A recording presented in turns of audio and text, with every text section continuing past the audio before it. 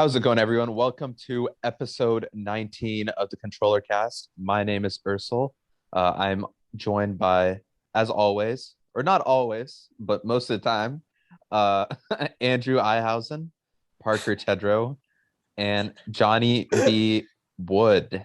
So, as tradition dictates, we first always start off with how we've been doing. Then we go into the current news, and then finally the main topic.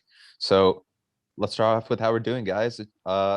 Andrew, how's that? I guess let me start off. I'll go ahead and start off, and then I'll pass it over to you, Andrew.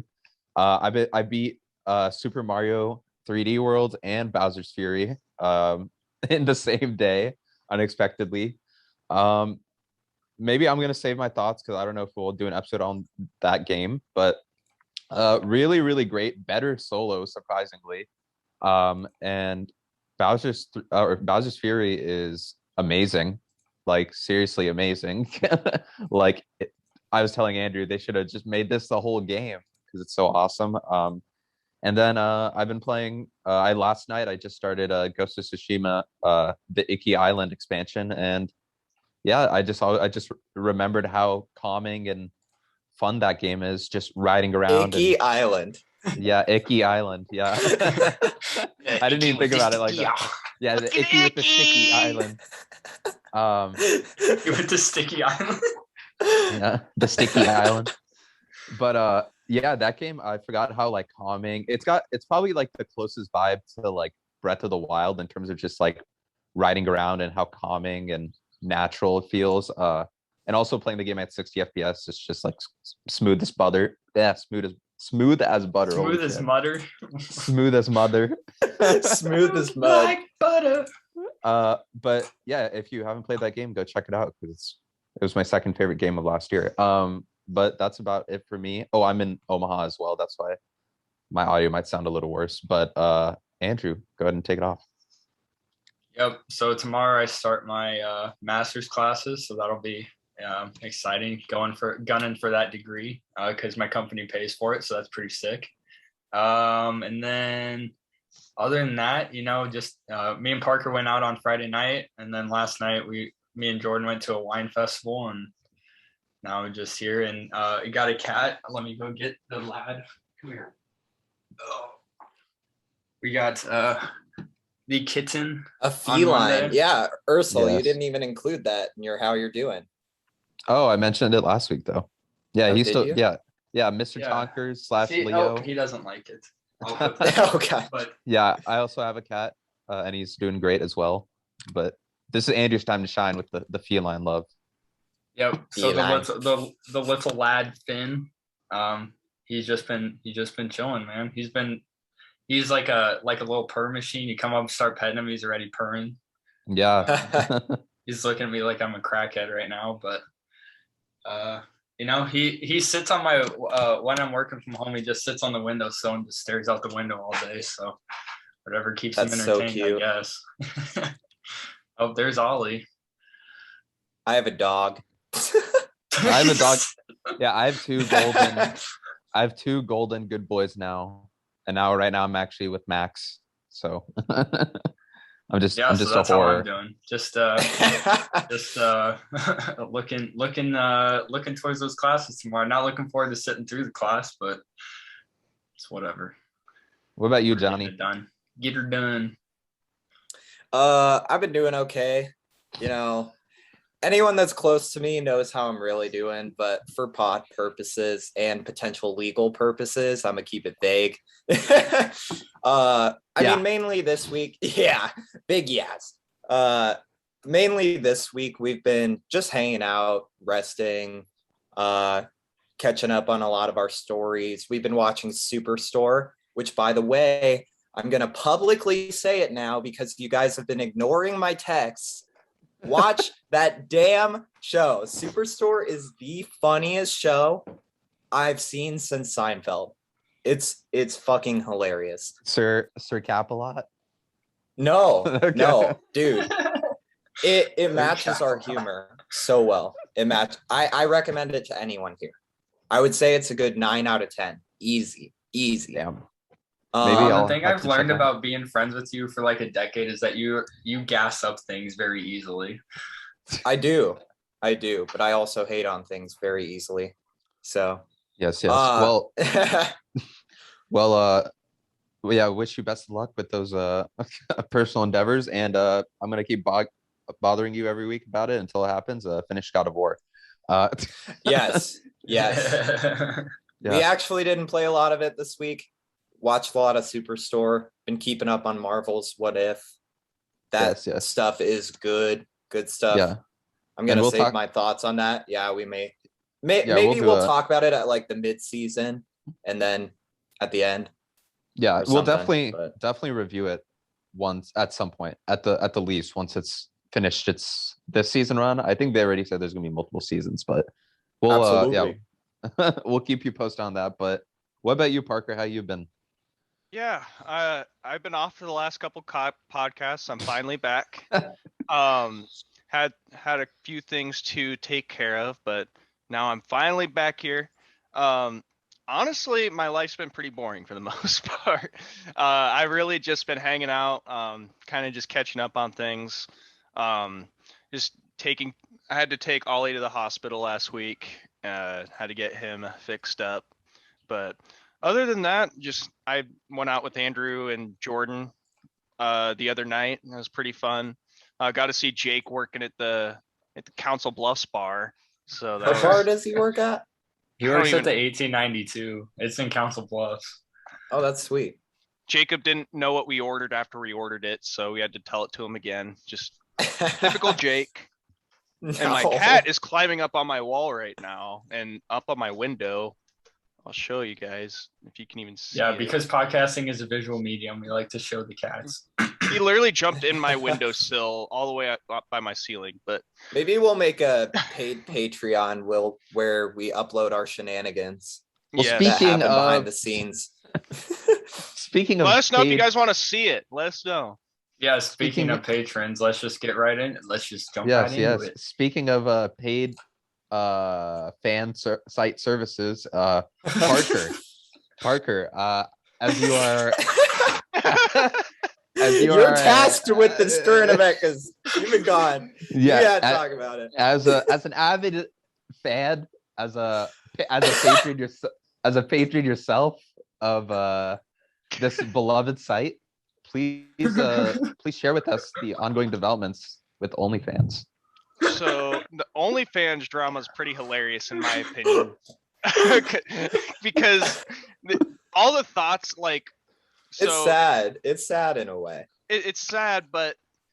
So tell us what happened first. So OnlyFans supposedly is banning sexually explicit content, which includes like penetration or like all you know what I'm talking about. I don't think it's all going to be going away because supposedly it's just like stuff that involves sex and like penetration. Like all the other stuff that goes on OnlyFans is probably going to stay, but still, like a lot of the thoughts and like the girls that are making a bunch of money with this site right now are probably going to not be well off very soon. They're going to have to find like you're jobs. Jealous of the hustle, bro. Yeah, thoughts, bro. They're just sex workers. Yeah, that's a thought in my opinion, but we'll move on. Jeez, wow. I mean, you work. This could go so many different directions. You're not much different there, bud. So wait, Parker. I don't know how much commentary I'm gonna have on this. I have zero. I don't know. No matter what I say, I'm gonna get fucking controversial. Parker, have you canceled your pod. OnlyFans subscription? I really haven't had one since like 3 or 4 months ago. 3 or 4 months ago? Oh shit. Yeah. So I mean, there's like 1 or 2 that I went on there for, but it's really not worth the money at the end of the day when there's free stuff out there. So. Yeah. Well, I gotta you were just the fuel to the fire there, bud. Well, I guess I just want to throw this to everyone. Do you guys think that it's wrong for OnlyFans to do this when they really built their platform off this and made this like a safe haven for sex work? I think it's a stupid business decision. I think it's a crazy business decision. What are they going to make money off of? So supposedly, are they trying to be investor friendly or what? Literally, their image well, it's going to take them years to change their image. I mean, dude, it's a meme. It's a meme, but also not.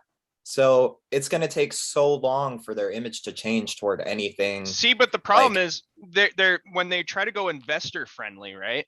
They're getting rid of like all of their investors up to this point. Like, you know who those investors are, people like us that want to. So the thing that I Jesus Christ. Not okay. Speak for yourself. Right. Right, John. Totally speak for myself. Oh gosh. The thing that I like, okay, so when I first heard it, I was like, okay, well that's like their main business thing. But like when they actually so like The Verge had a good article explaining like everything that they were banning. And like half of that stuff I wouldn't even think of OnlyFans for that. Like who's getting penetrated on camera and like just sending it out on OnlyFans? Like there's other stuff for that, isn't there? Yeah, I'm kind of surprised. Wasted time. I'm kind of surprised that the move is for to open up to more investors, because I guess they said they've had trouble raising funding from investors because of their sexually explicit content. But yeah, I don't know. I feel like this is going to take a huge toll on OnlyFans. Supposedly, on my Twitter feed, I saw looks like some people are moving to this place called Fansly. So if you're a sex worker, another one. If you're a sex worker that's watching this, or has an OnlyFans, I guess I just gave you the lowdown on where to head to next. So head over to Fansly, I guess. But this is not a paid sponsorship. Yeah, we are not promoting anything here. We are just talking about an article. These are just casual recommendations. But casual commentary. It was some news this week. But I guess moving on to other news, Andrew, what about you? You wanted to talk about the world of Pokemon? Yeah, so take it over. Pokemon. Nintendo finally, dropped the vids. Not Nintendo. Finally dropped the vids. We got a new trailers for Pokemon Legends and the Diamond Pearl remasters. I think that I'll go over Diamond Pearl first because you guys probably won't get that game, but I think it looks a lot better, and I'm glad that they're remastering like almost like 1-to-1 from the DS, just with like a few more like big features, which is nice. Because I think the thing I like about those games is like when I play them and try to get like immersed in the atmosphere, because I think the music in it is some of the best video game music ever, and I think Pokemon does a good job of the music. I think the art style is nice. I know a lot of people that are like fans, like they're like, oh, we want like 3D models like Legends Arceus, but I mean it looks literally like the 3D version of the DS games, which I think is nice. And it looks like they're bringing back the national decks, so they'll have every Pokemon that was in those games instead of just a few for once. But I think the thing that people got upset about was they said that they weren't adding any like ranked battle system to the remasters. Like they're like, if you want to play like ranked competitive Pokemon, you still have to play Sword and Shield, which I get, because like if you're doing a 1-to-1 remaster, I mean there's like 900 some Pokemon now in Sword and Shield, and Diamond and Pearl only have like a little under 500. So I mean you're going to be missing like anything that's newer than 15 years. Yeah, so that's kind of a weak remaster. They could have done a lot more with it.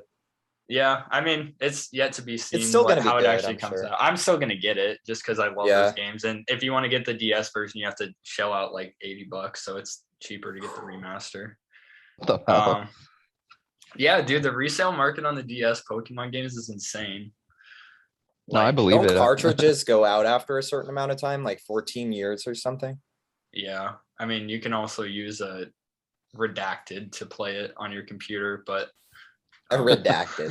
Absolutely. Yeah, but then the Legends Arceus gameplay came out, and I mean, okay, the frame rate still doesn't look great, which makes me kind of worried, but I think the trailer actually looks a lot better. I think the game actually sounds more interesting now, but I know you guys seemed pretty interested in how it looks now compared to when it started. I mean, I want it to be good. Like, I want Game Freak to redeem themselves. God damn it. I'd like to be a Pokemon fan. I want a game that I could sink that much time into and enjoy, but I've just never gotten into it. Yeah, but like seeing the trailer, yeah, definitely you can see a little bit more of the Breath of the Wild inspiration coming out. Like there's that part where he like jumps off the cliff and then kind of keeps flying away on like this whole bird thing. I will say, I'll be completely honest, on a technical front, this game still looks questionable. I know, Andrew, you mentioned the frame rate, but I also think the graphics look like barely a PS3 game. Like it still looks worse than Breath of the Wild. Because Breath of the Wild's art design was just like cream of the crop, amazing. And I'm hoping they still are able to kind of touch it up a little, because clearly between this trailer and the last trailer, there's been a nice improvement visually, because that first trailer looked like a PS2 game. So maybe with each trailer, they'll kind of up the generational quality of the graphics. But no, I'm definitely interested in it. But I hope they can fix out the bugs, because I think fix out the technical performance, because right now I'm still questionable about if this game is going to come out in January. And I wouldn't be surprised if it gets delayed. But I guess Andrew Parker, Andrew John, what are your guys' thoughts? I just hope that, I hope that it's as good as it looks, at least. And if they can do that, then I think they've probably hit a home run, because they've never done something like this with Pokemon before. And I don't think that anyone's going to really care about the graphical quality if you're a diehard Pokemon fan anyway.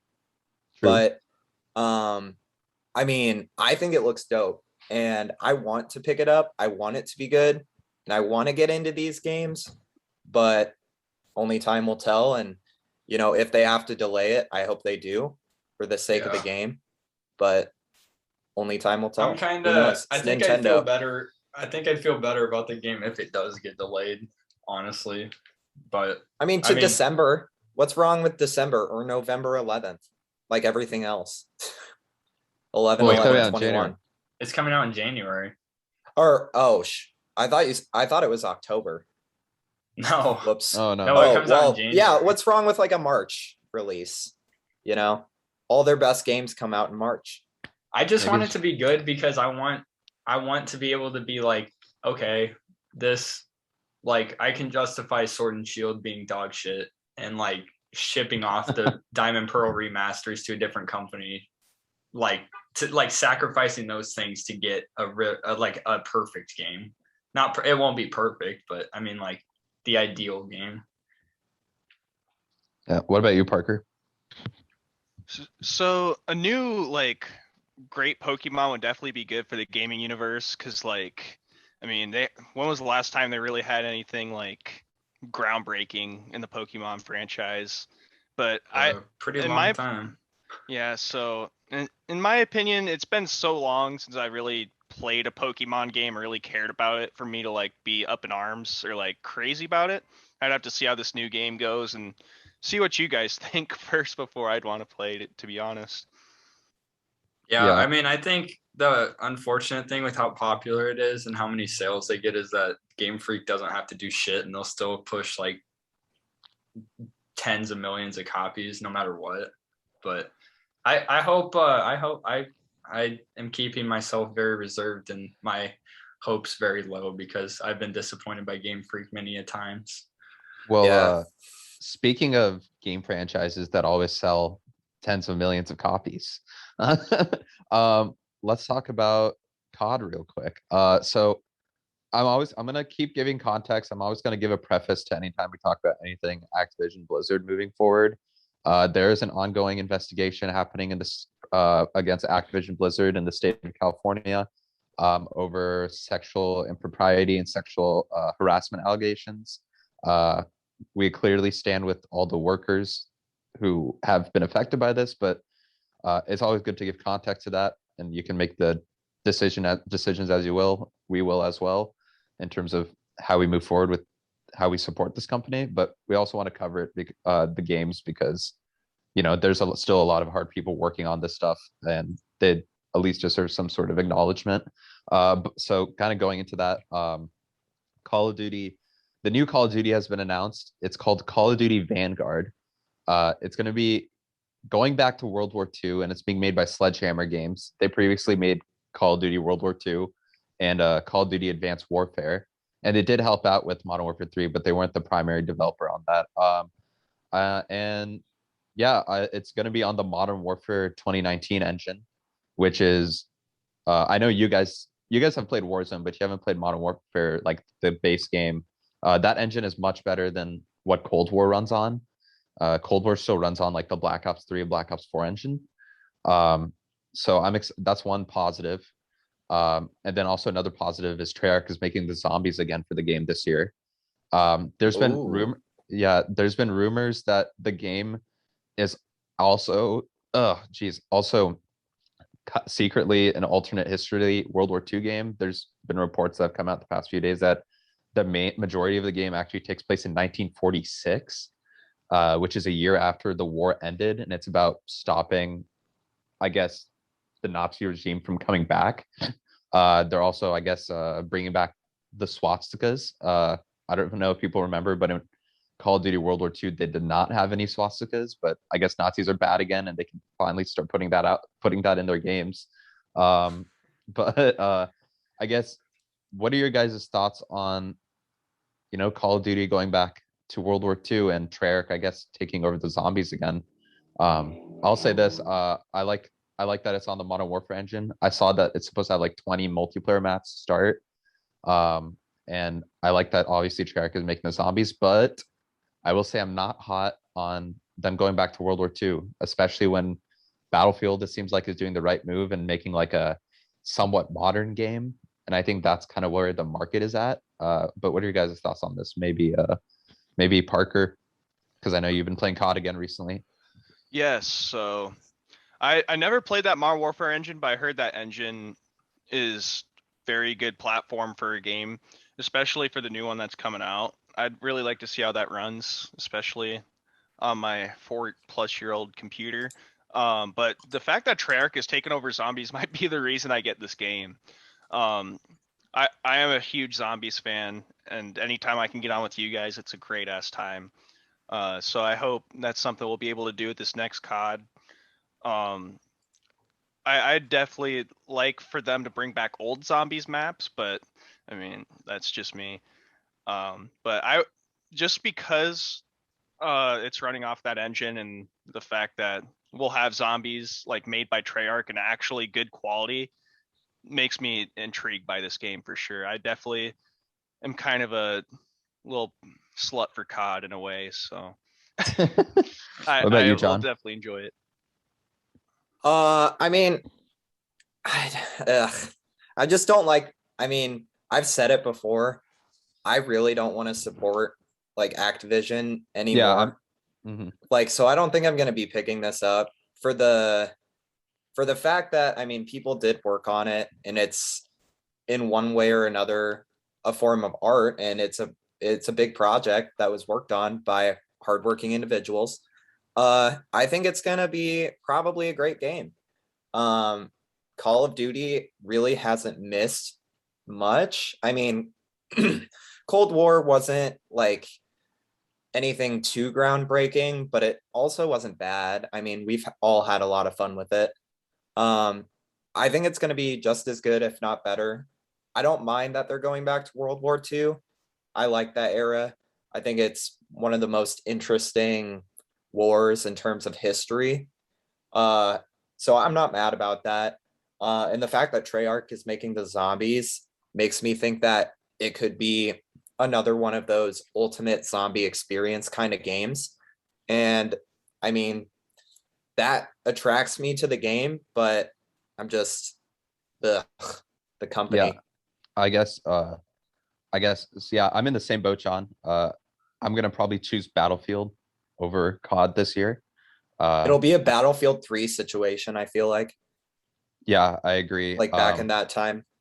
Yeah, and I think it's kind of also like a Battlefield 1 Infinite Warfare situation, where then people wanted to have like an old style game as opposed to a futuristic one. So like Battlefield 1 really kind of blew Infinite Warfare out of the water that year.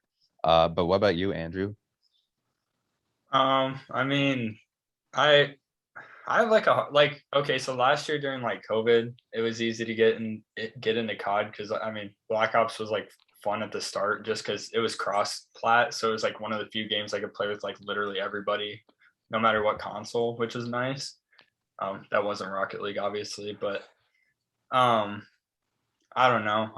It's hard for me to get back into it. I tried playing. I mean, me and Arsenal played the other day, and I mean it was fun. It's just hard for me to get back into multiplayer after I've been out, and like I really don't care about the campaign, and I'm not gonna pay $60 just to play another zombies. So I'll probably end up skipping this one, but I don't know. It's just like give us something else besides fucking World War II. This is the third time they've made a World War II Call of Duty game, and I'm like, geez, like holy hell, can we like can we find something else, please?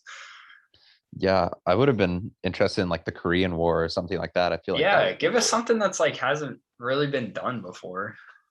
Like Cold War, like that was interesting. I mean, the campaign was at least halfway interesting because I don't think there's ever been like a Cold War based game. I mean, Black Ops 1 has the Cold War in it, but it's mainly Vietnam. Yeah. So yeah, I think yeah, the World War II setting is the biggest point of contention, but we'll be keeping an eye on this. But I think at least me and John are a little more interested in Battlefield and if I had to choose between the two, I'd definitely get Battlefield instead this time. Just how it's shaping up, and with Activision Blizzard's bullshit. I always suck ass at Battlefield, so if I picked it up, I don't care. I wouldn't be able to play. Better get good, mate. Yeah, better get good, buddy.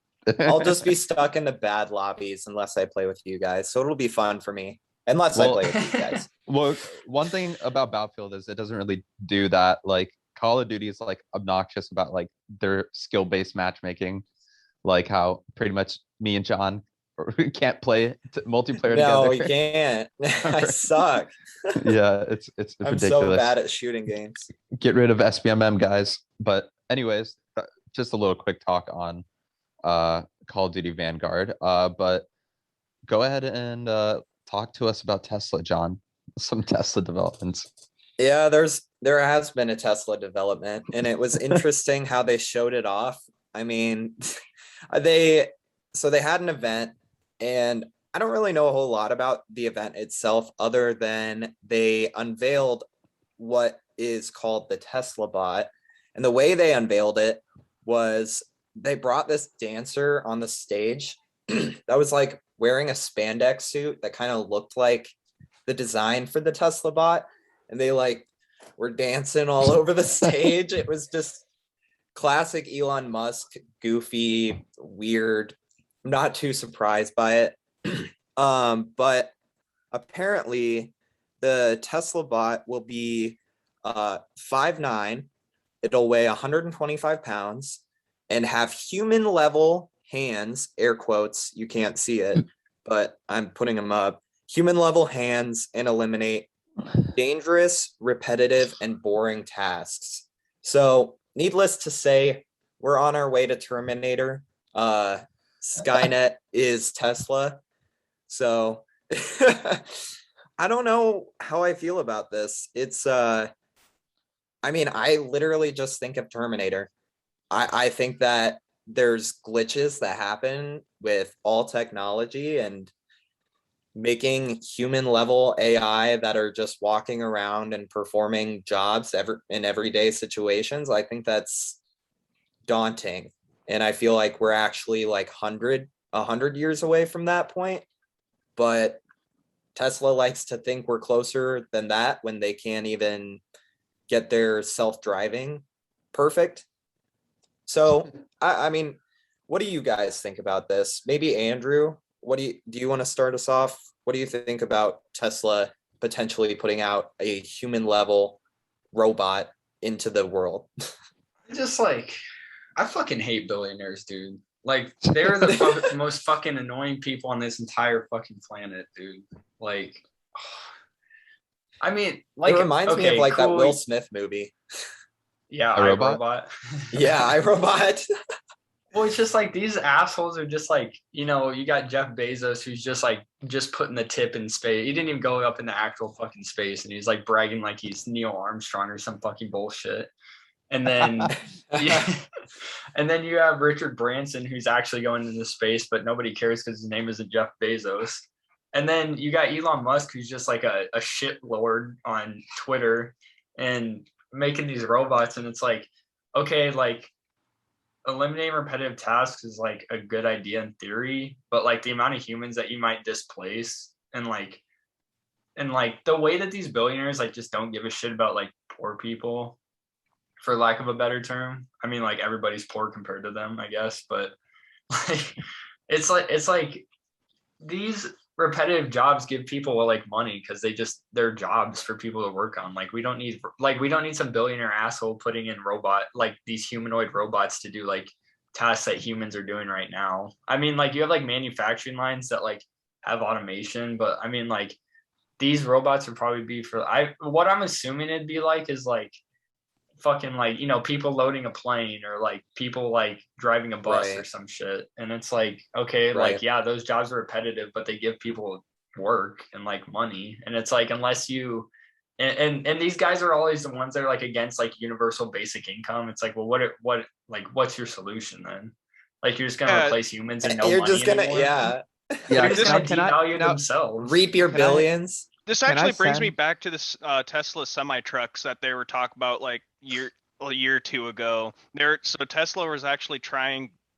They came out with the concept for a semi truck that's automatic driving, like self-driving, and electric. So keep in mind that they're already trying to take out the trucking industry, which is full of people that work there. Like that's a whole ass like industry that you'd be killing by coming out with a semi truck. Look at when you drive on the interstate, you see like a million fucking semis.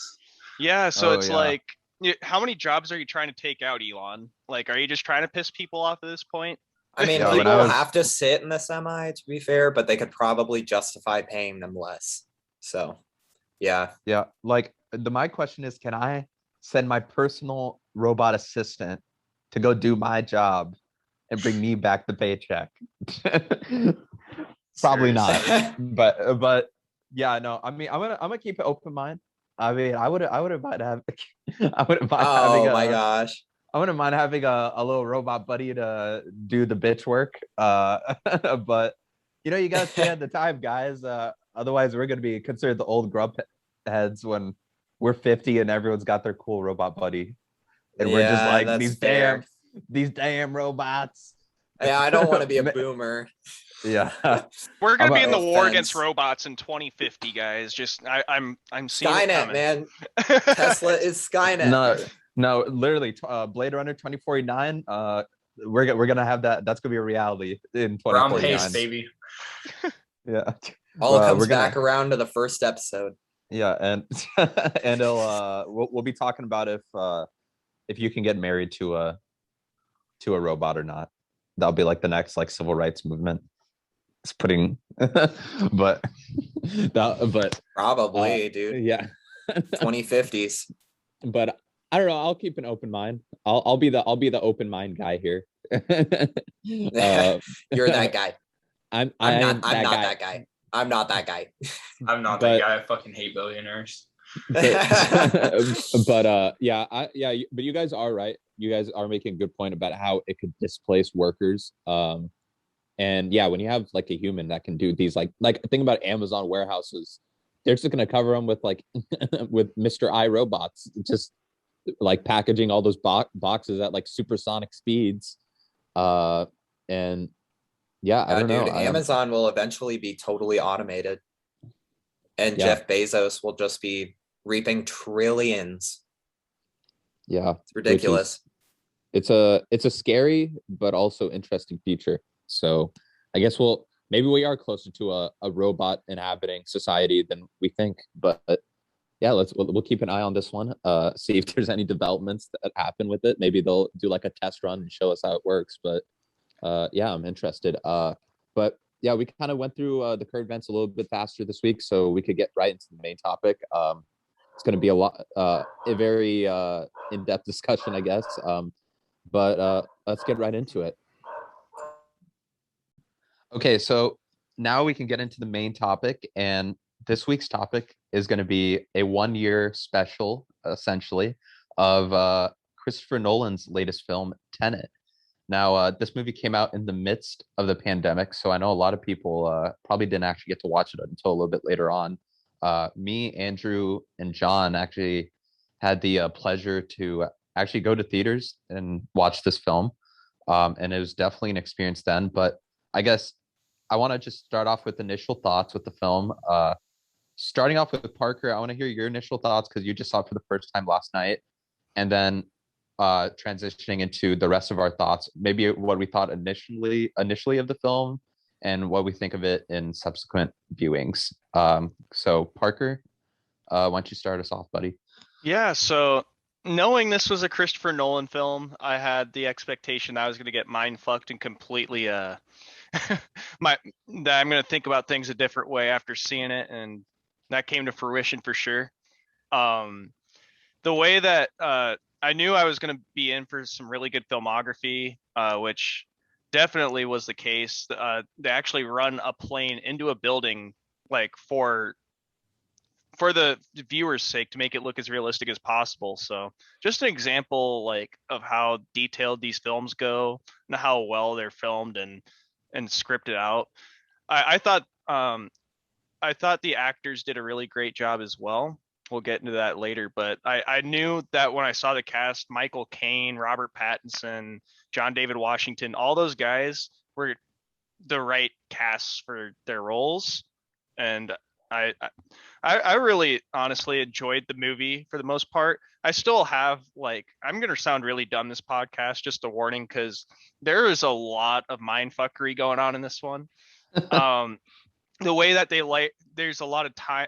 This movie literally fucks with your aspect of time so much that you don't even know where you are at times. So even after running through a few plot summaries and finishing this movie, I still have a lot of questions afterwards. So as I expected with Nolan, complete mind fuck and very, very solidly filmed. I all my expectations kind of came into fruition throughout the movie.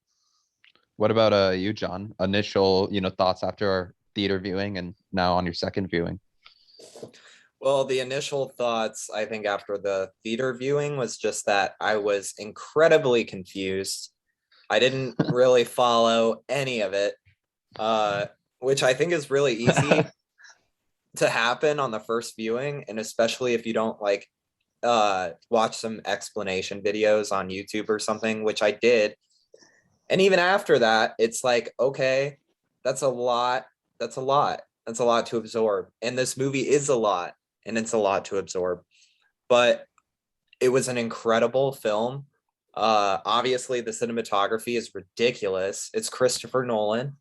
He's pretty much the best there is in terms of like real life cinematography, not CG or anything like that, CGI. It was an amazing movie. And I think after the second viewing, it's funny, I keep saying that I thought that I understood it a lot better my second viewing. And then I watch more explanation videos and I'm like, wow, I still missed a ton. It's one of those movies that you can easily watch multiple times. And I mean, Inception for me was kind of the same thing, even though that movie is not nearly as in depth as Tenet. But I like it. I don't think that being confusing should be a knock at it. And that's a lot of what I've seen online and in reviews and stuff.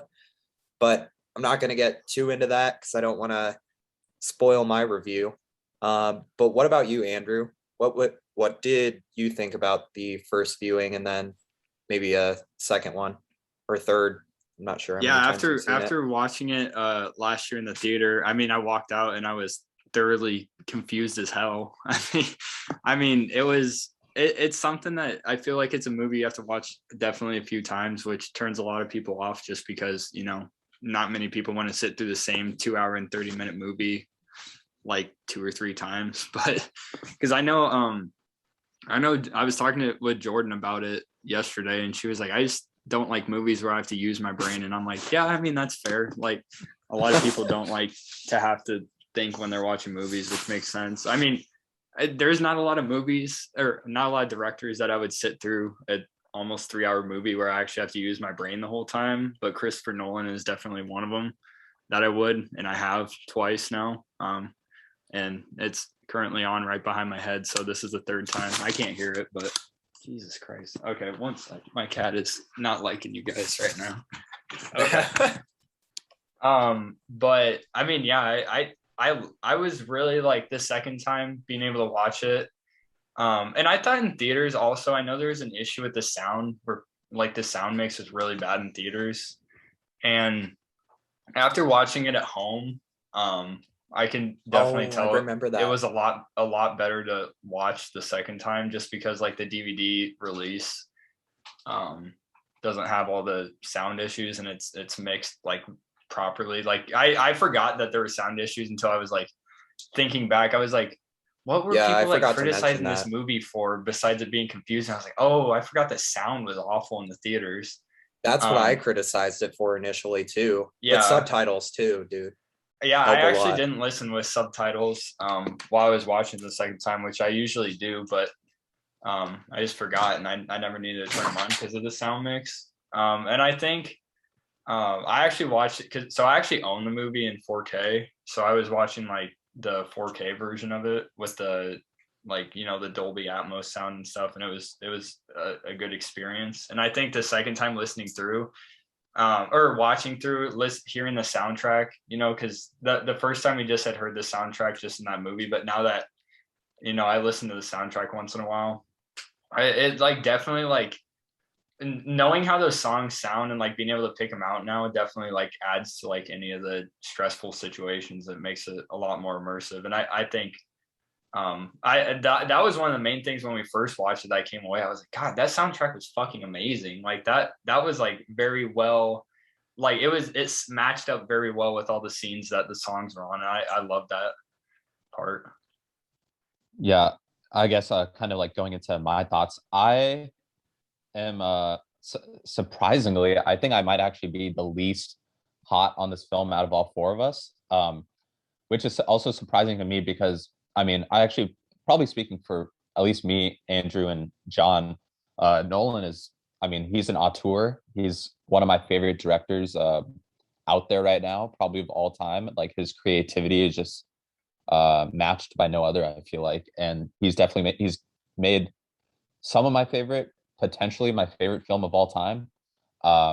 And I would say, honestly, keeping it a little general, Tenet is probably on the lower ring of his filmography for me. I think this film is a very good film. I think it is masterfully made. You can tell when you're watching it that you're watching a piece of art or a piece of work from someone who's clearly like at the top of their craft. When you're watching it, you just can tell this is someone's vision on display, which is something that's really, remarkable. You just don't see that very much nowadays for filmmaking in general. Also the, like I said, the practical effects of it, like Parker mentioned, how they crashed a real 747 into a building, like that's just insane, but that's Nolan for you. But just kind of keeping it general, I think where I don't love this film as much is I think some of the character work from that made some of Nolan's best is missing in this film. And I also do think that this film, I know you said, John, the film being confusing shouldn't be a knock, but I guess I am kind of going to use it as a knock here, where I think this film is too confusing for its own good, or that the film really kind of doesn't do the best job of explaining things. Now, and I don't need to, be explained every single minutia of every single thing that's going on, but I think the pace, like, I guess one positive that I have with this film is that it's really well, like, I love the frenetic pace of this film, how fast paced it is, but that also kind of goes against like the complexity of the plot. And I think like, something like Inception, Nolan has taken a very complex plot and made it understandable and digestible. And I feel like with this film, he really took it in the opposite direction, where it's this really complex idea and I feel like he doesn't really go out of his way to really kind of ground the viewer in what's going on with it. But obviously that kind of lends to multiple viewings. That first viewing, yeah, we saw it in theaters, and that at that time when I watched it in theaters for the first time, it was just a sensory overload. Like it was just like so much shit is happening, and you're just like kind of in awe of the spectacle of what's happening. Also, yeah, the sound mixing was very much in tune towards like ambient sounds and the soundtrack and all that, and a lot of the audio dialogue tended to get muffled out, especially like people are wearing gas masks and talking behind masks, which also makes it harder to hear throughout the film. But I actually watched it a second time in theaters again, like a few days after we had watched it, and I actually understood the movie a lot better and appreciated it then. But and then I watched it for the third time this past week, and I felt like I kind of went back to being a little more confused because I hadn't seen it in a while. But yeah, I guess those are my general thoughts. It's not my favorite Nolan film. It's actually one of my least favorites. But I guess we can go into the film. I guess one thing I want to talk about also is like the soundtrack. That's something that needs a mention. Even though this is one of my least favorite Nolan films, it's actually, I would say the soundtrack might be my favorite Nolan soundtrack. I absolutely love the soundtrack in this film. It's like fucking insane. Like I just love the synths and the crazy like electronic beats going on throughout this film. Especially, I gotta give a shout out to the starting song, "A Rainy Night in Tallinn." Like I usually don't add movie soundtracks to my song list, but I play that. And when I was driving back from California to Arizona, before I came to Omaha this past week, I was blasting the Tenet soundtrack, and I just gotta say, driving to that soundtrack on like an interstate or a highway, like it's some king shit. Like it just makes it feel like you're in the middle of an action movie. But I guess, did you guys want to add to the soundtrack or the visuals or anything before we get into it? Maybe we get what you guys think of those things. Maybe John. Yeah, both of those are top Or notch. Parker, It's really hard to say. Both of them are really just top notch. That's all I can really like. You can't really, any filmmaker will not be able to replicate that soundtrack or that cinematography ever. Like they're both at the top of their game. It's really not much else you can say. You got to really see it for yourself. Yeah, But I John? mean the soundtrack is incredible. Just like Ursel, I don't usually add movie soundtracks or movie soundtrack songs to my library, but I do have a few from Tenet in there because driving to this music just makes you feel like badass or like you're in an epic action movie. But I really love the soundtrack. I think it's like actually the best movie soundtrack of all time, besides maybe Black Panther had a really good soundtrack. I would say that was up there too. But Tenets is like, I mean, it was all done for that movie, and it's just it works perfectly with the film, and the cinematography is amazing too. I mean, like if the only complaints about the movie are, that it's too confusing and that everything else is perfect, I mean, that's a lot to be said because it really is Christopher Nolan at his very best. And, he understands the film in his head. So in his eyes, with the cinematography and the soundtrack, it's probably definitely regarded in his mind as his best work. But I feel like it does kind of get a little bit lost in the sauce. I'm not going to knock it on that too much, but yeah, I mean, the cinematography and sound are second to none. Using practical effects it always makes a movie look better for a longer period of time. And this one will never be outdated. I think even Inception, watching that today, it looks like a new movie. And I think Tenet's going to look like a new movie in 10 years too. And that's something that not a lot of directors can pull off. And it really speaks a lot to how good it really looks. What did you think, though, about the cinematography and sound, Andrew? I mean, I'm always a sucker for cinematography, and Christopher Nolan always does some good shit in his movies. So I don't have anything to really knock it on the cinematography. I mean, The soundtrack, I love the soundtrack. I definitely don't think it's my favorite of all time, while it is a strong contender though.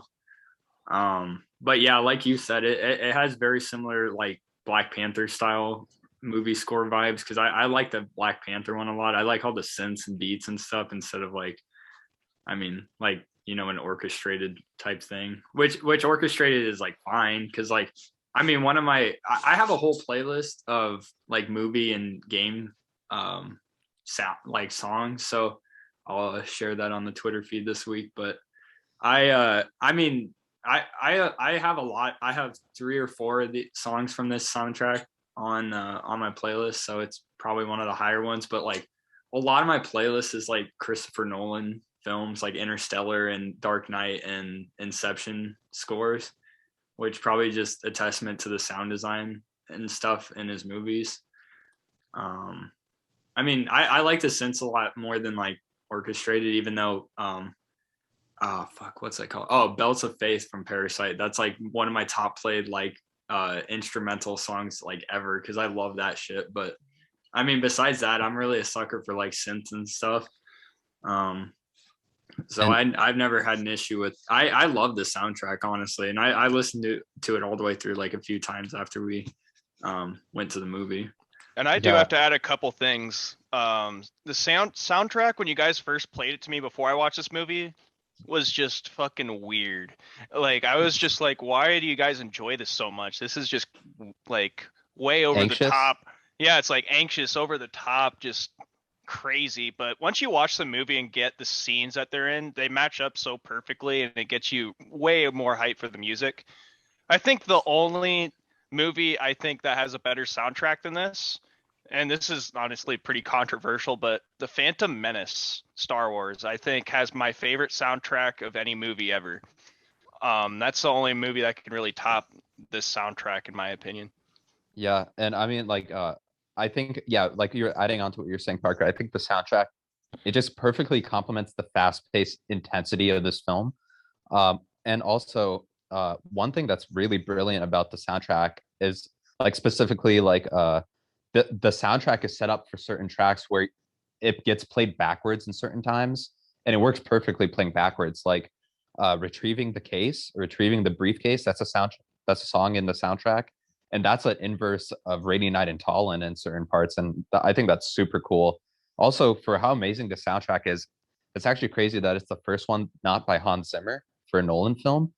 It was made by Ludwig Göransson, who, Andrew, you mentioned, is the person behind The Mandalorian, and also he's I think one of Childish Gambino's producers. So good on Ludwig for making such an amazing soundtrack for his first like go through of a Nolan film, because it was honestly stellar and one of my favorite parts of the film.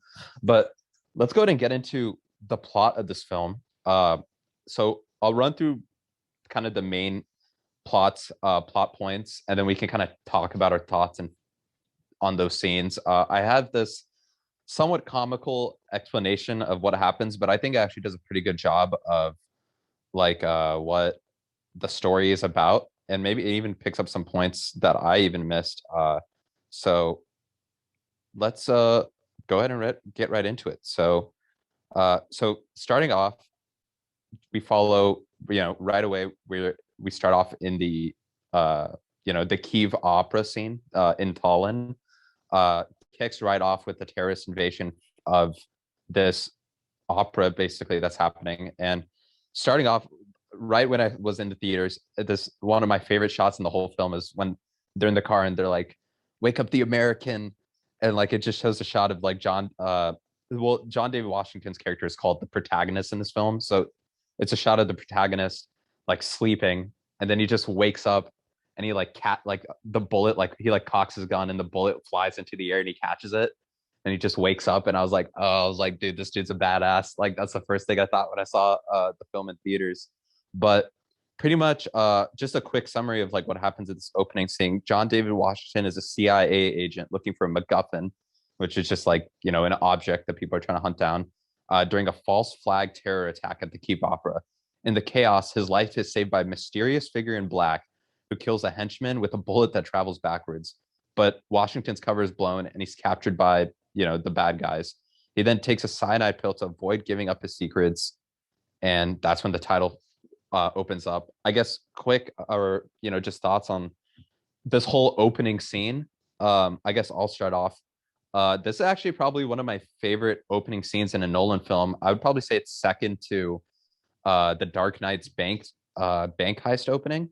I absolutely love this opening because of just how just balls to the walls. It just gets right from the start. Like the soundtrack, uh, the John David Washington's sprinting is like godly. Like the way this man sprints, his form is like amazing. And I just love how frenetic this opening scene is, and it's actually this opening scene is my favorite scene in the whole film, because I just love how intense and crazy it is, especially for an opening scene of a film. And as confusing as it is, as long as you get that he's there to retrieve this, this MacGuffin, this object that he doesn't necessarily know what it is yet, and that there's someone that is there that saves him with an inverted bullet, you can kind of get the gist of it. Also, that their mission fails. That's kind of the gist of it. But yeah, it's one of my favorite Nolan opening scenes just because of how frenetic and crazy it is. But what are your guys' thoughts on this opening scene? Parker, what about you, starting off with this kind of grandiose opening? Yeah, I thought it was badass. Just the way that the heistmen kind of walk into the opera, just shooting fucking everybody. It was pretty fantastic in my opinion. Like this is where you get a real taste for how the soundtrack goes as well. I was just getting absolutely impressed by how like the sounds were going throughout the opera. And then you really get a sense for the inversion, how that sort of starts to work when he catches the bullet. I didn't know quite what it was at first, but when like you start to get a kind of feel for how this world operates, it's really, really insane.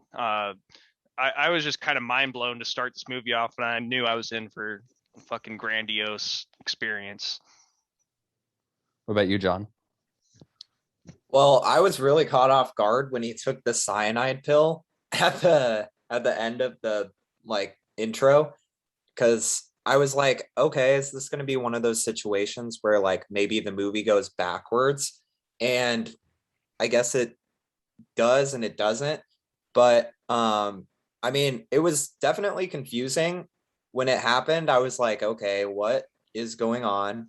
I have no idea what to expect. And I think in my first viewing, I didn't really catch a whole lot of the reverse stuff in the intro. I don't think I even caught it. So I was just like, oh, this is just like an action movie, and we haven't even got to like the meat of it yet. And you don't, but you do get a sense of the reverse or the time inversion Tenet in it. But I didn't catch that my first viewing. I did the second time knowing what was going to happen. But I thought it was really badass too. The whole opera scene was just wild. You didn't know what was going to happen. You didn't know why it was happening, but the rest of the film explains it. But what did you think about the intro, Andrew? I really like the intro, and I think it, just skips the bullshit and gets you right into it. But I mean, yeah, like you said, Arso, you get like those vibes like the bank scene from Dark Knight. I still think the bank scene is more iconic / better, in my opinion, just because like when you turn that movie on and everything's silent, and all of a sudden it's just like Gotham City and the huge bass, and I'm like, damn, okay, this is what's up right here. But I think this scene is it like, and especially with the music going on in the background, like the best track on the soundtrack playing while the opening scene is going, and it's just like holy shit, like there's so much stuff just like flying at you, and that you're trying to like pay attention. And then like you said, John David Washington just like doing his like poetic sprinting through the hallways, and it's a great opening scene. And I think it's really interesting how like they have it like set up, how they're all sitting in a van waiting to see like what agency shows up, and then they just pass out the badges and stuff. It's like I mean, that's like a minor thing, but it was like really cool to just like see how like in depth, like even just the starting heist is, like just how like coordinated they are and like methodical they were in doing like this starting scene. And I think it sets up the movie for success. I guess between like grandiose opening scenes, John, where do you kind of fit this amongst Nolan's kind of iconic openings? Because I feel like he's almost starting to, he has a knack for just sometimes when he wants to really starting off with a bang, like with this Dark Knight Rises, Dark Knight, coming off the top of my head, really. Yeah, I would say this is right in the middle of those three, because I think those are probably the top three openings. Yeah, the bus scene, I mean, the bank heist, it's all the bus. My only complaint about the opening scene with the bank heist in The Dark Knight is that the bus just goes out of a building and right onto the street. No one cares. No one notices. That's literally the only silly thing in the entire movie. And it's in the intro, but it's still iconic. It's still perfect in every other way. And I myself was a little bit confused the first time seeing the intro. And I didn't catch some of the things I probably should have. But it's still so badass. Like, Yeah, it's definitely probably second for me. Christopher Nolan has found the right formula for these intros. Like, it's really honestly not that complicated of a formula. It's just start the movie off with an action scene, make it badass, like just have a lot of gunfire and fucking. It kind of has emotion. a similar, yeah. It kind of has a similar pacing and feel to The Dark Knight, in my opinion. But I think Dark Knight's the better movie at the end of the day. But I think the pacing is similar.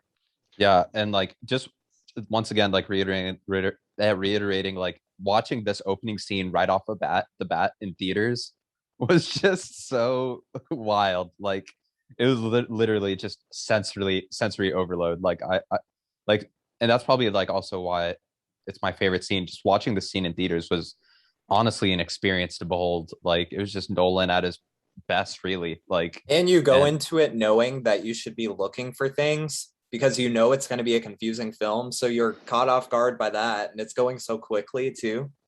Yeah, but I guess going on from there, so yeah, as John said, he takes the cyanide pill, except the suicide pill is actually a test. The protagonist wakes up on a boat where his boss explains that his new mission is to join something called Tenet, which he knows the name of the movie, but he doesn't. Then the CIA puts Washington inside a windmill, and the reason he's actually in the windmill, which I didn't even realize this, is to get his present self out of the way so his future self can operate freely during this part of the timeline. But they don't explain that. After being in the windmill, he goes to Clemence Posey. That's the actress's name, and she's actually from Harry Potter, which I didn't know this. And she's there to really explain to him how inversion works, and she pretty much tells him that the bullet Washington encountered at the opera from that inverted man is one of many inverted objects that scientists have discovered traveling backwards through time. And people going forward in time can interact with them, but you have to almost like imagine yourself picking things up or interacting with them in a reverse way. Kind of like a popular line from this film is "Don't think it, just feel it." And then from there, she tells him that these bullets or Washington figures out that these bullets are coming from an arms dealer in Mumbai. So that's where we kind of get our next kind of action sequence. And he needs to get a meeting with the arms dealer. So he finds a local contact, and that is where we get introduced to Robert Pattinson's Neil. And right off the bat, things are kind of a little off with him. Like when they're ordering drinks right at their first meeting, Neil's character orders the protagonist a Diet Coke, and he knows exactly that he likes that, but he doesn't tell the protagonist why he likes it or how he knows that. And anyways, so they figure out that the arms dealer is actually on top of this really tall skyscraper in Mumbai, and the best way to get up there is actually reverse bungee jumping onto the top of the tower. I actually thought this scene was actually super cool watching in theaters. I actually remember it got a few laughs because when we watched it in theaters, because right when they bungee jump, the audio just cuts out and it's just a kind of a silent shot of them bungee jumping up the building. But that's another like situation of just Nolan's creativity. Like, who thinks of this shit? Like bungee jumping up a building. Like like this film, it just kind of feels like Nolan's like James Bond film, like this globe-trotting spy adventure, but in classic Nolan fashion.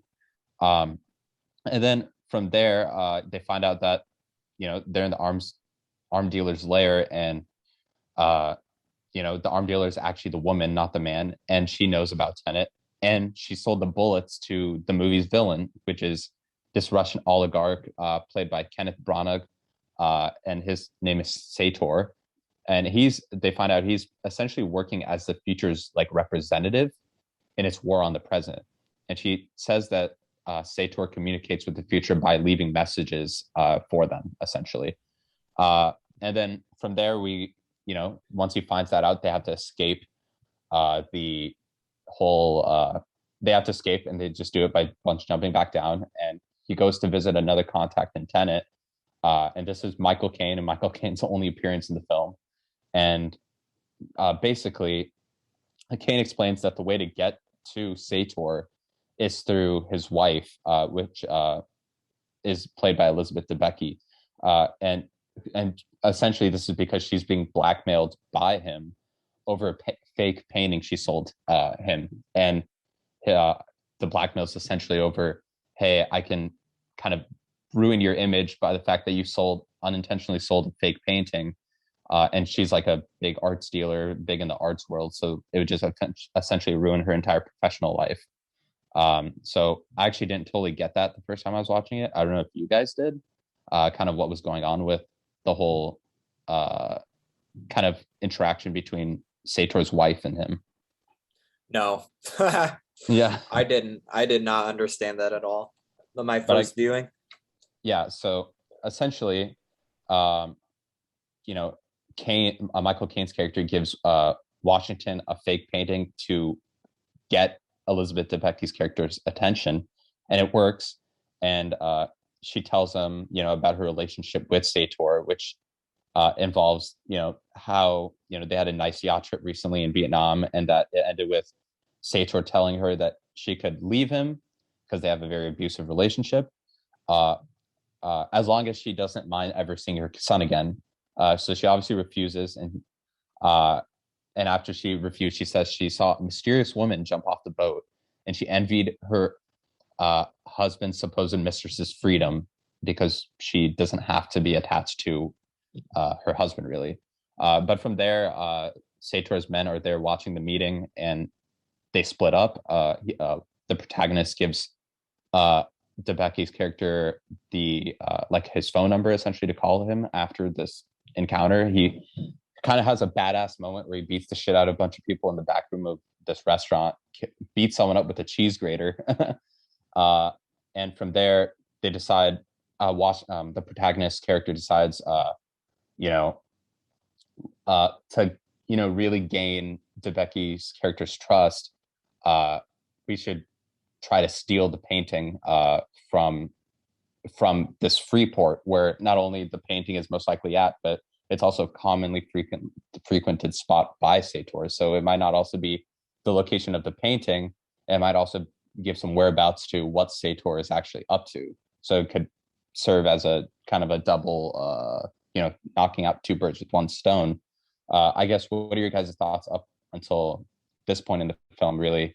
The stuff in Mumbai, the reverse bungee jump, and kind of, did you guys kind of really pick up on kind of where the plot was going up until this point, why they were going to the Freeport? John, I know you said you didn't, but what about you, Andrew and Parker?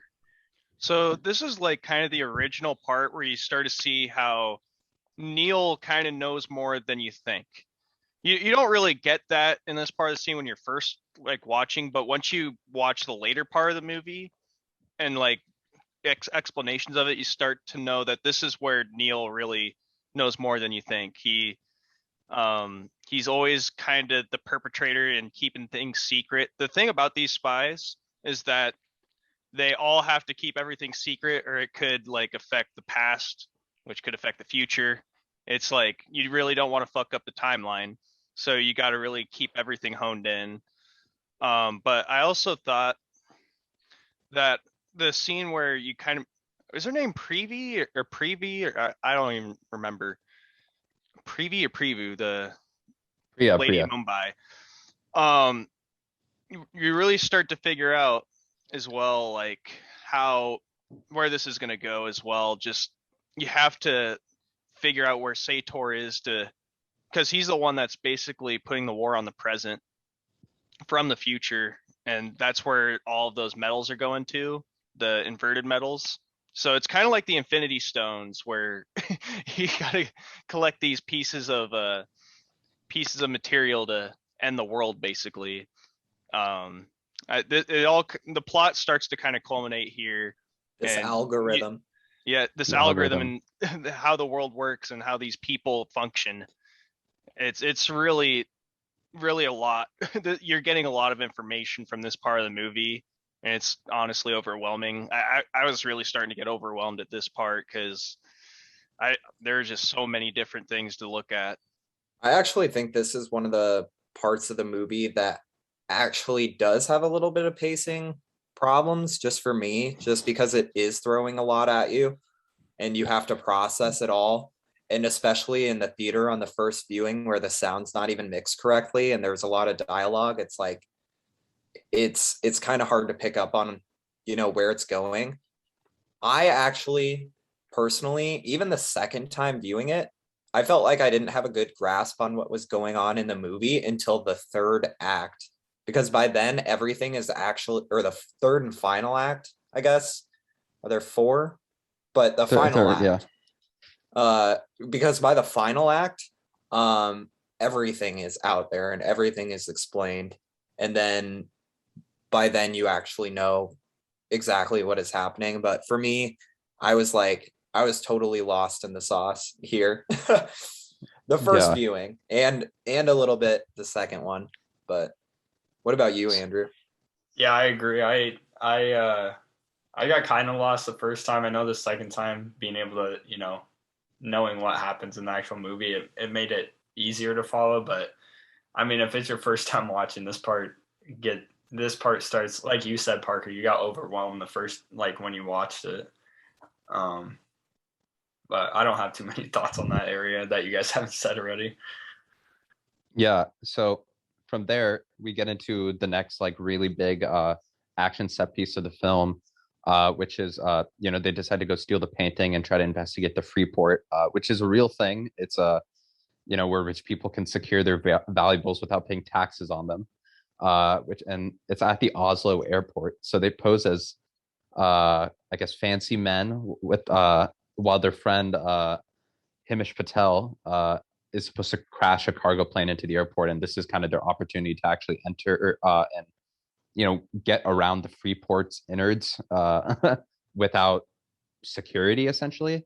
Now, one thing I want to say, and this is like also like one of my favorite scenes from the film, is actually the part before they actually do the heist, is when they're just walking, when like Robert Pattinson's character is just walking through the airport and they're just scoping it out and it's playing Freeport in the background, because it's just like this super intense music and it's just like not even something that's like that intense. It's just like them walking around and scoping the place out, but it's just like playing this like crazy electronic music in the background, and it just felt like super Nolan to me, and I loved that little sequence. But from there they do the big old thing they showed in the trailers, one of the big set pieces.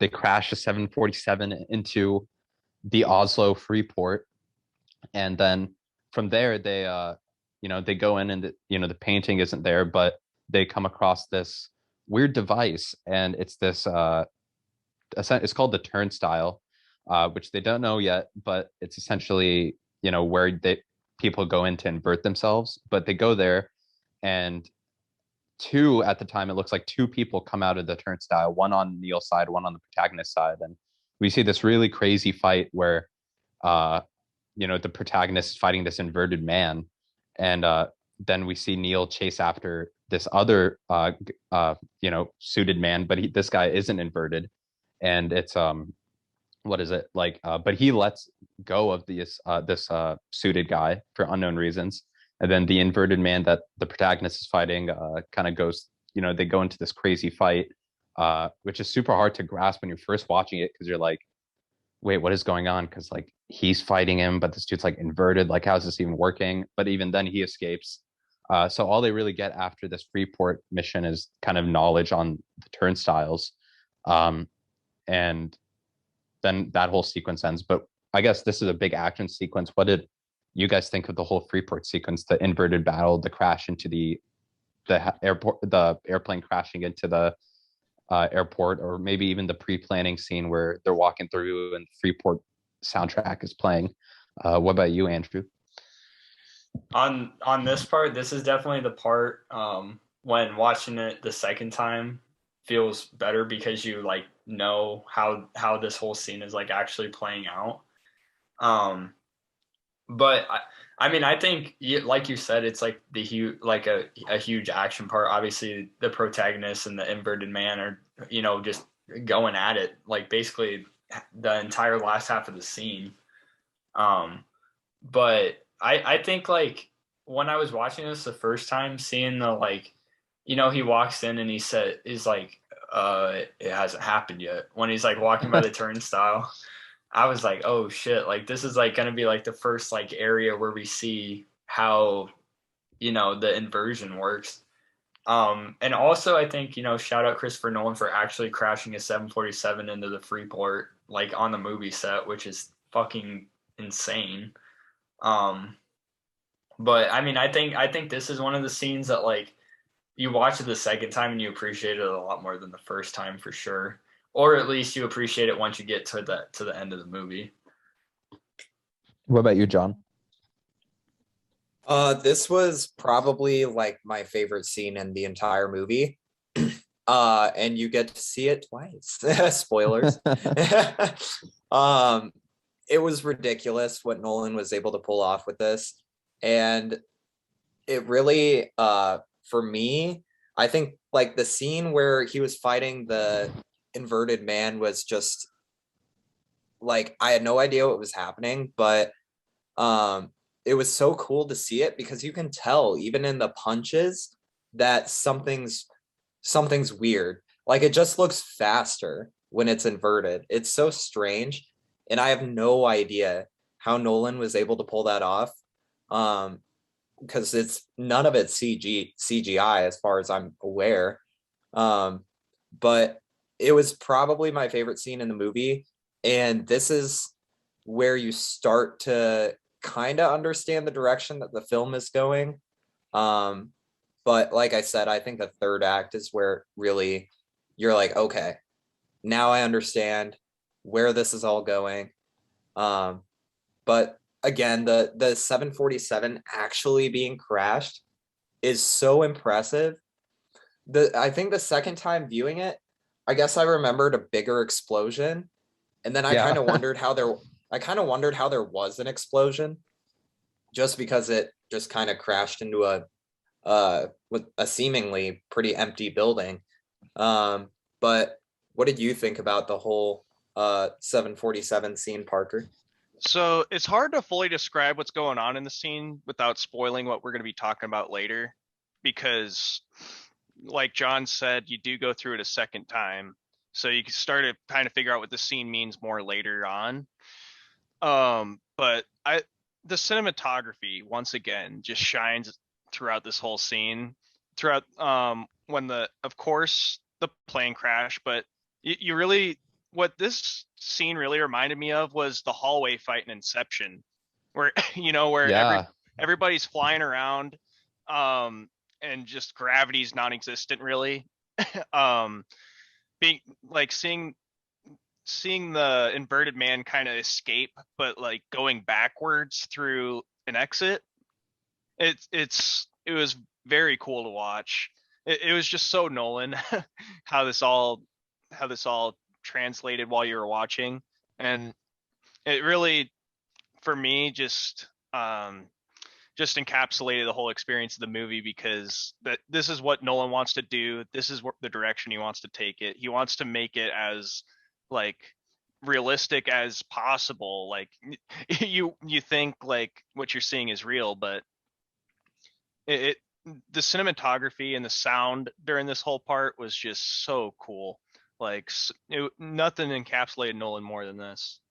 Yeah, and like I think I saw something about Nolan talking about filming this scene where like for the inverted man fight where they had to a lot of the choreography they had to do like reverse choreography, which was like they had to like film it obviously for like you can't obviously inverse in real life, but like you had to they had to like do the choreography backwards, which I can imagine is like probably insanely hard to pull off, but it really does look natural as someone going backwards can look like. And it's just a crazy thing to unfold because it's just even this is like it's so hard to grasp your mind around a simple fight scene. But Nolan does that, like a simple hallway fight can be so, mind-boggling just watching it unfold. But then I guess kind of moving on, they leave the airport and somehow I guess from there he goes back to Priya's character and she tells him the device in the vault was an invention from the future called the turnstile, which allows people to invert themselves and travel backward in time. So we actually find out that the two people in the vault were actually one person, and or like the same person, flowing backwards and flowing and forward out of the moment that they entered the device. And then they also find out that Sator was the one behind the terror attack at the opera, and Sator is trying to hunt down the same device that they lost at the opera house that they were trying to get at the beginning of the film. So then from there, he's like, okay, I have to get to Sator. So he goes and lies to Elizabeth Debicki's Kat is her name. I remember now, Kat. He lies to Kat by saying he destroyed the painting. Like, hey, I did this favor. Now can you get me to Sator? And he poses as one of her like diplomat friends to really get to Sator. And he actually, gets in good with Sator by first he references the opera at the dinner that they're at, and then he saves his life after Kat tries to kill him off of that like weird boat thing, and then finally he's like, I can help you steal, get back this this device or this thing you're looking for, which it's his plan to get the intel on where this device might be and eventually steal it for the CIA, obviously. So, and then also during this time, we kind of get a we kind of understanding on the backstory of Sator's character. He grew up at an abandoned Soviet nuclear facility where he discovered a cache of gold and a message from the future. And this is how like the future, has been interacting with him. And while he's on the ship, he's also been being paid in gold by the future. But eventually he gets found out, the protagonist character gets found out, or like, that he's getting spied on, or that Sator's character or the Sator is being spied on by the protagonist. But, he still doesn't lose his full cover, and he's like, okay, I'll still get that object for you. So now from here, we get into now probably the third big action scene of the film, which is the highway robbery. And so Washington and Pattinson go on this highway heist essentially in Talon, and they find out that what the whole time they thought was they're trying to hunt plutonium is actually a part of this device called the algorithm. And from there, Sator's characters show up, and there's a car chase, and then they're all wearing oxygen masks and traveling backwards through time. And the inverted Sator threatens to, shoot Kat's character unless the protagonist tells him the case containing the inverted device, the part of the algorithm. And then at the same time, while this is happening, an inverted silver car uncrashes and joins the chase. It's also another big moment from the trailer. And an inverted Sator tries to kill Kat in a car crash, but the protagonist saves her. And then right after that, they're both captured by by Sator's henchmen. And then Pattinson's character, Neil, calls in, quote unquote, the cavalry. And from that really ends that scene. But I guess, what did you guys think of this whole car chase scene? And were you guys following what's happening? And like, what did you guys think of, like, you know, more inversion is starting to come up in the story with this inverted car, like chasing them through or following them? Like, it's, to me, it was like super confusing. But once I watched it a second time, I could definitely follow what was going on. I also didn't realize at the time that we're really also following two Sators, the one that's in the warehouse and also the one that's inverted and is going through this car crash chase scene with them, and somehow kind of already knows that the protagonist has the algorithm. So I guess, what did you guys think of this whole scene? John, maybe? Yeah, I thought it was really cool to see the car driving backwards, like driving forward. I guess it was driving in reverse really quickly, but chasing the cars that were going forward. It was really strange to see, but so cool, because again, how the hell does he pull this off? I would guess it would just be that the cars going forward are actually going a lot slower, and that the cars going in reverse are probably, going as fast as they could in reverse. And it's just like a perspective thing, but it's insane. Again, I didn't really, first viewing, didn't quite grasp what was going on, even at this point. But toward the end where they get captured, I'm like, okay. But the whole thing with Kat and the protagonist, I didn't really get why the protagonist was so hell-bent on saving her. It seemed like there was a low-key love interest there, but it wasn't really explained at all or fleshed out. But did he have some sort of love interest there with Kat? Well, that's kind of where one of my issues of the film come in, is this movie's really about the plot, and I feel like there's the characters are very much conduits to tell the story. You know what I mean? And they're a little muted in my opinion. Yeah, and they're definitely, probably besides Dunkirk, which I don't think any of the characters even have names. This is right there with Dunkirk, with having some of the most minimalist characters in a Nolan film. I mean, the main character doesn't even have a name; he's called the protagonist. But yeah, where they try to draw that human connection with the protagonist and Kat, I feel like it kind of falls flat. I don't really get why he has this deep found connection to save her. But I guess it's kind of it's supposed to maybe be the one emotional connection that characters have in this film. But what about you, Andrew and Parker? What do you think of this whole highway robbery scene and the inversion kind of starting to creep up more and more? I mean, I think even before the highway scene, I think, because I have it on right next to my computer. So the whole thing with the protagonist and Kat is just kind of weird. Just because they have this tension, but it, like you said, so it's never fleshed out. And then when they're on the boat and Sator goes overboard and he goes to save him, and she's confronts him about it. I don't know. I mean, you hear his whole backstory, and I think even earlier than that, that iconic line where he's how do you want to die? And he's oh, and he's you chose the wrong profession.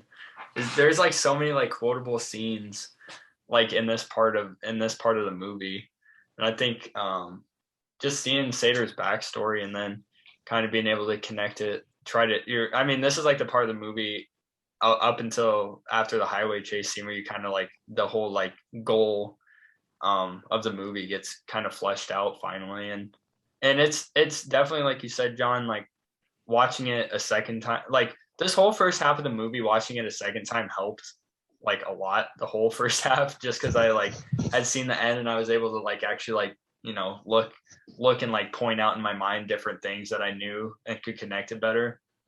But Parker, what was your opinion on this, seeing it for the very first time? So, to be honest with you guys, when I was watching this yesterday, I had no clue what was going on throughout this whole scene. It was really just all over the place with how there are people moving backwards, but those same people are moving going forwards in time.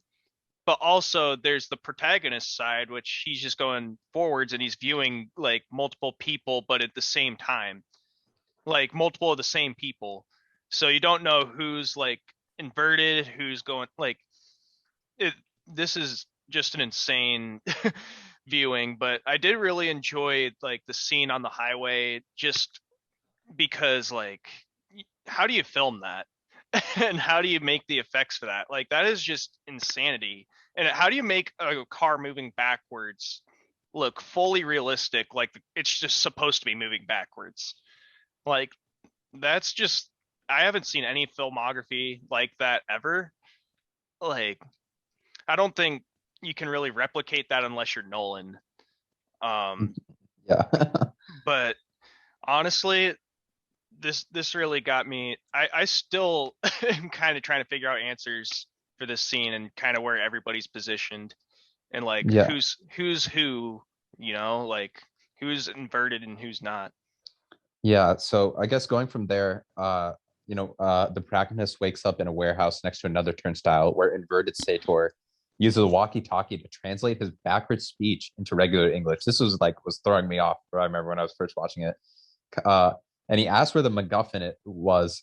He says the MacGuffin wasn't in the case, the algorithm, and asks the protagonist where it is. The protagonist refuses to tell him, and so the inverted Sator reverse shoots Cat with an inverted bullet. And from there, the protagonist lies and says he hid the algorithm in the glove compartment of his car. Just then, a forward-moving Sator enters the room, but before he can do anything else, he's chased into the turnstile by a squadron of troops led by Aaron Taylor Johnson's character Ives. And then from there, the inverted Sator walks backwards into the turnstile too, which when you're entering the turnstile going forward, it looks like two people get sucked into it. And when you enter one going backward, it looks like two people are coming out of it. So Ives reveals that he and his soldiers are posterity, soldiers from the future working for the Tenet organization.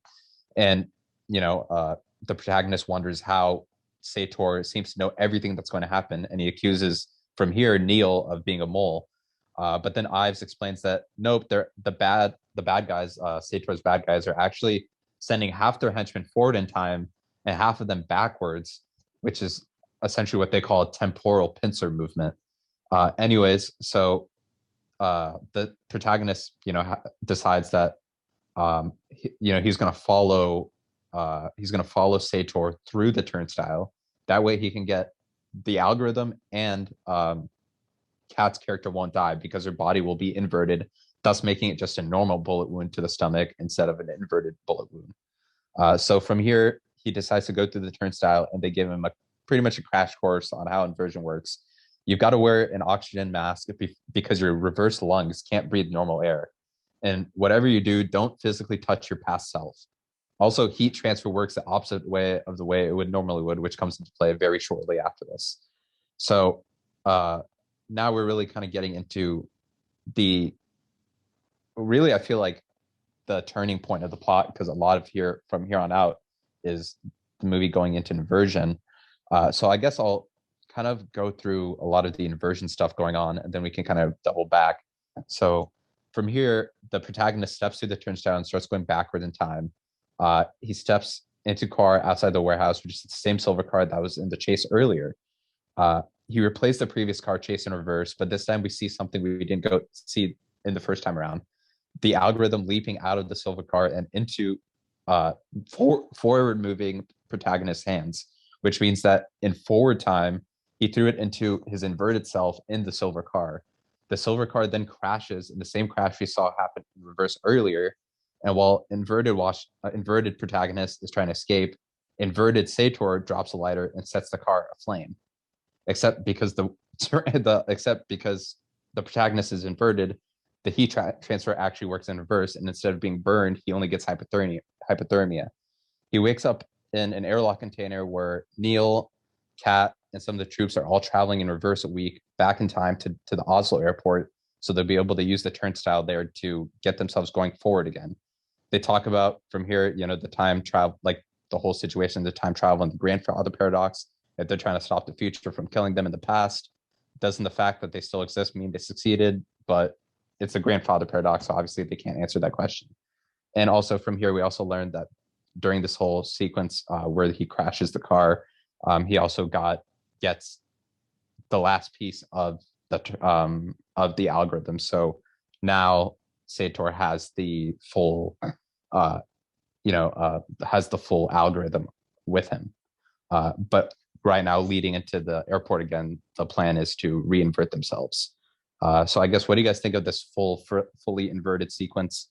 For me, along with the airport scene right after this, I actually prefer the inverted versions of these scenes more than the scenes the first time around, because I think they're a lot cooler going through them inverted, especially going through Freeport inverted. But yeah, what did you guys, I guess, did this kind of clear things up for what was going on in the scene? Or yeah, John, go ahead.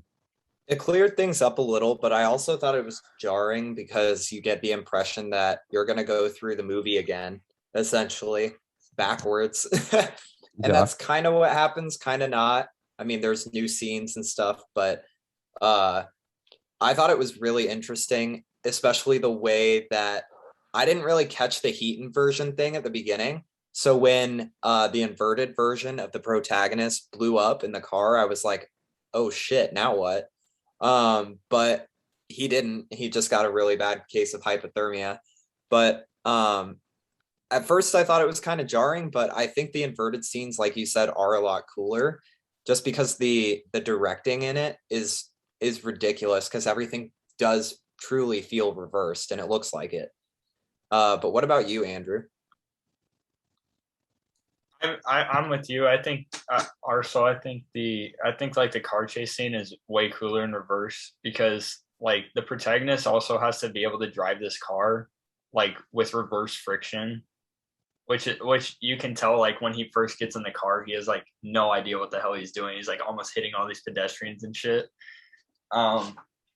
Which it helps connect the dots, because it's like, okay, well, that's why the car was driving like so psychotically, like in the normal, because like this dude's trying to drive basically, like with the inversion, with the physics being reversed, he's basically like braking to drive and driving to brake, which is like just like crazy.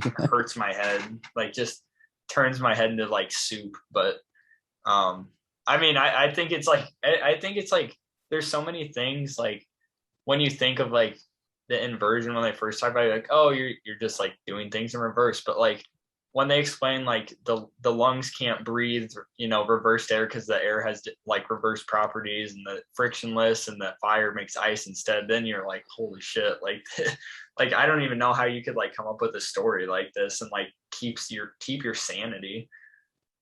Yeah. What about you, Parker?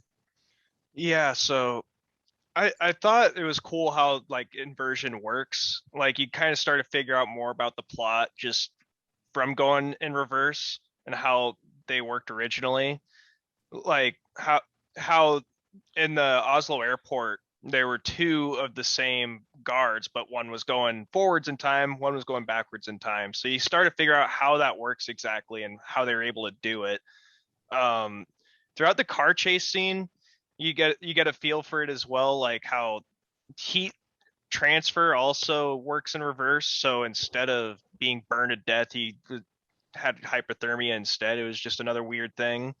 And also how you have to breathe a special, or you have to have a mask on because you can't breathe air reversed. So you start to figure out how it all works and how they were able to get it done before, because before you're just like, why are people going backwards in time? Like this doesn't make any sense. But you start to figure out why they were able to do that now and how that process all comes together.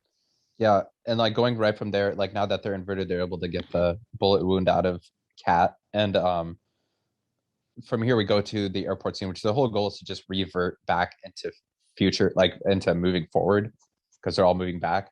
But I guess what did you guys think of the airport scene a second time through? Like I said, I actually like this a lot more. Just like them running through all the mayhem, and you just see all these like service workers, like these firemen, and everyone running backwards, and the fire like from the plane moving backwards, and just seeing it all play out, and now seeing it play through a second time. Seeing the protagonist go through the turnstile and come back and run away, and then getting obviously pulled out. We see it from his angle that Neil lets him live.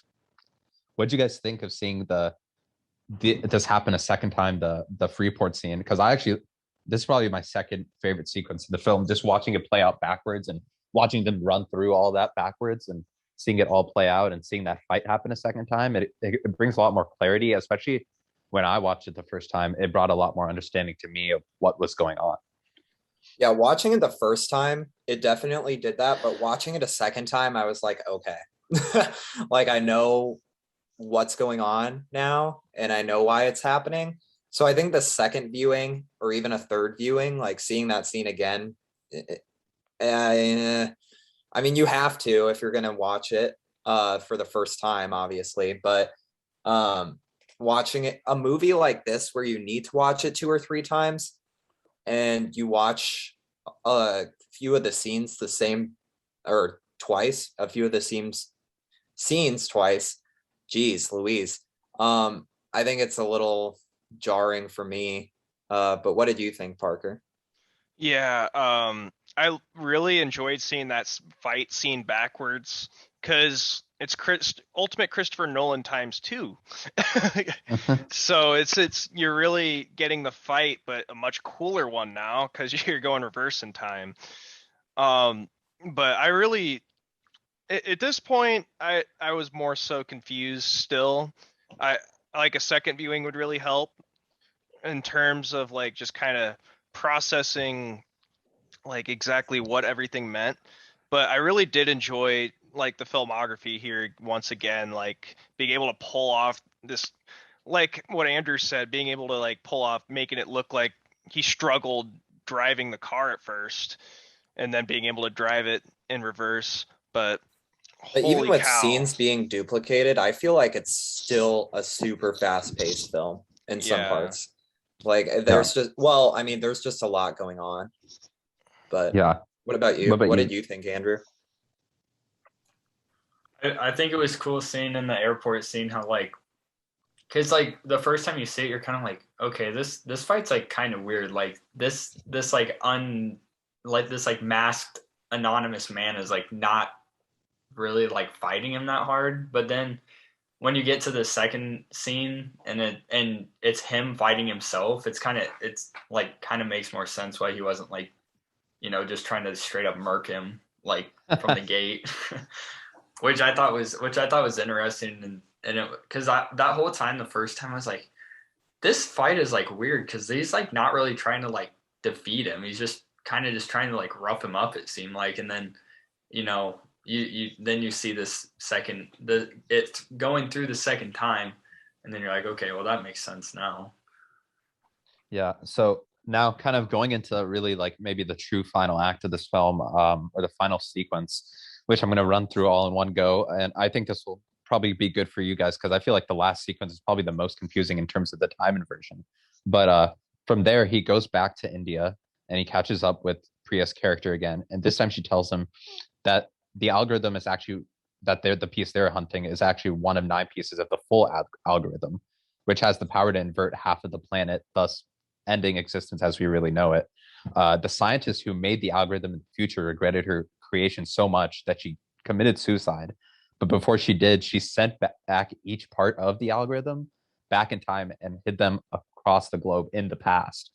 And from there, like, yeah, like Infinity Stones. Yeah, it kind of sounds like almost like also like the Horcruxes from Harry Potter. But it turns out that at this point now, the Sator has assembled all 9 pieces of the algorithm. That last one that they're hunting was the last piece that he wanted to find.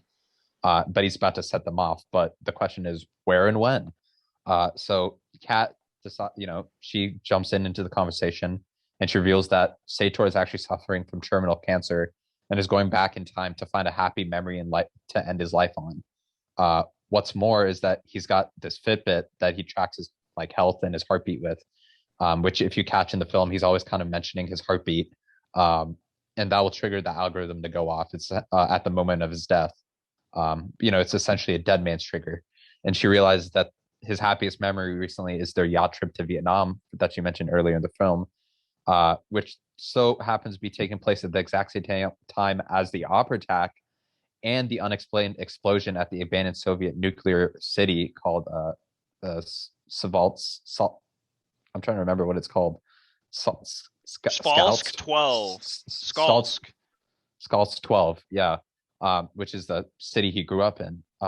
So then we go into the climax, which is taking place in two locations simultaneously.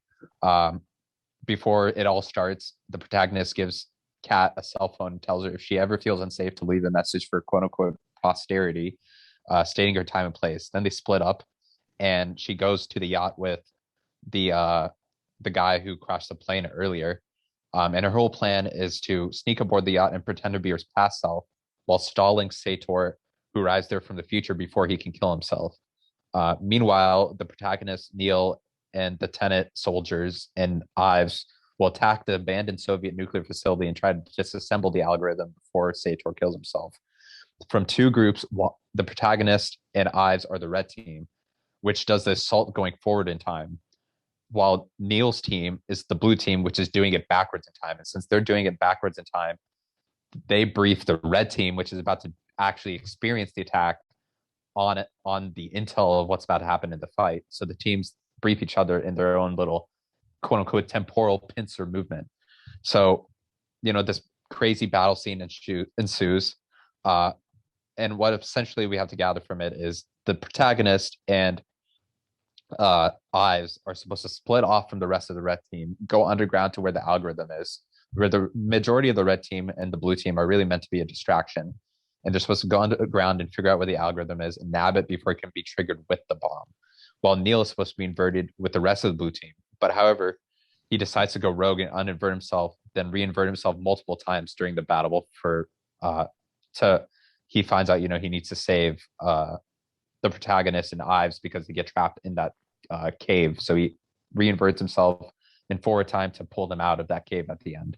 While moving forward in time at the same time, the climax goes as follows. In Vietnam, future Kat arrives on the yacht just after her past self has departed with her son, and past Sator has flown off in the helicopter, presumably to monitor the opera attack. She encounters future Sator and successfully convinces him that she's her past self.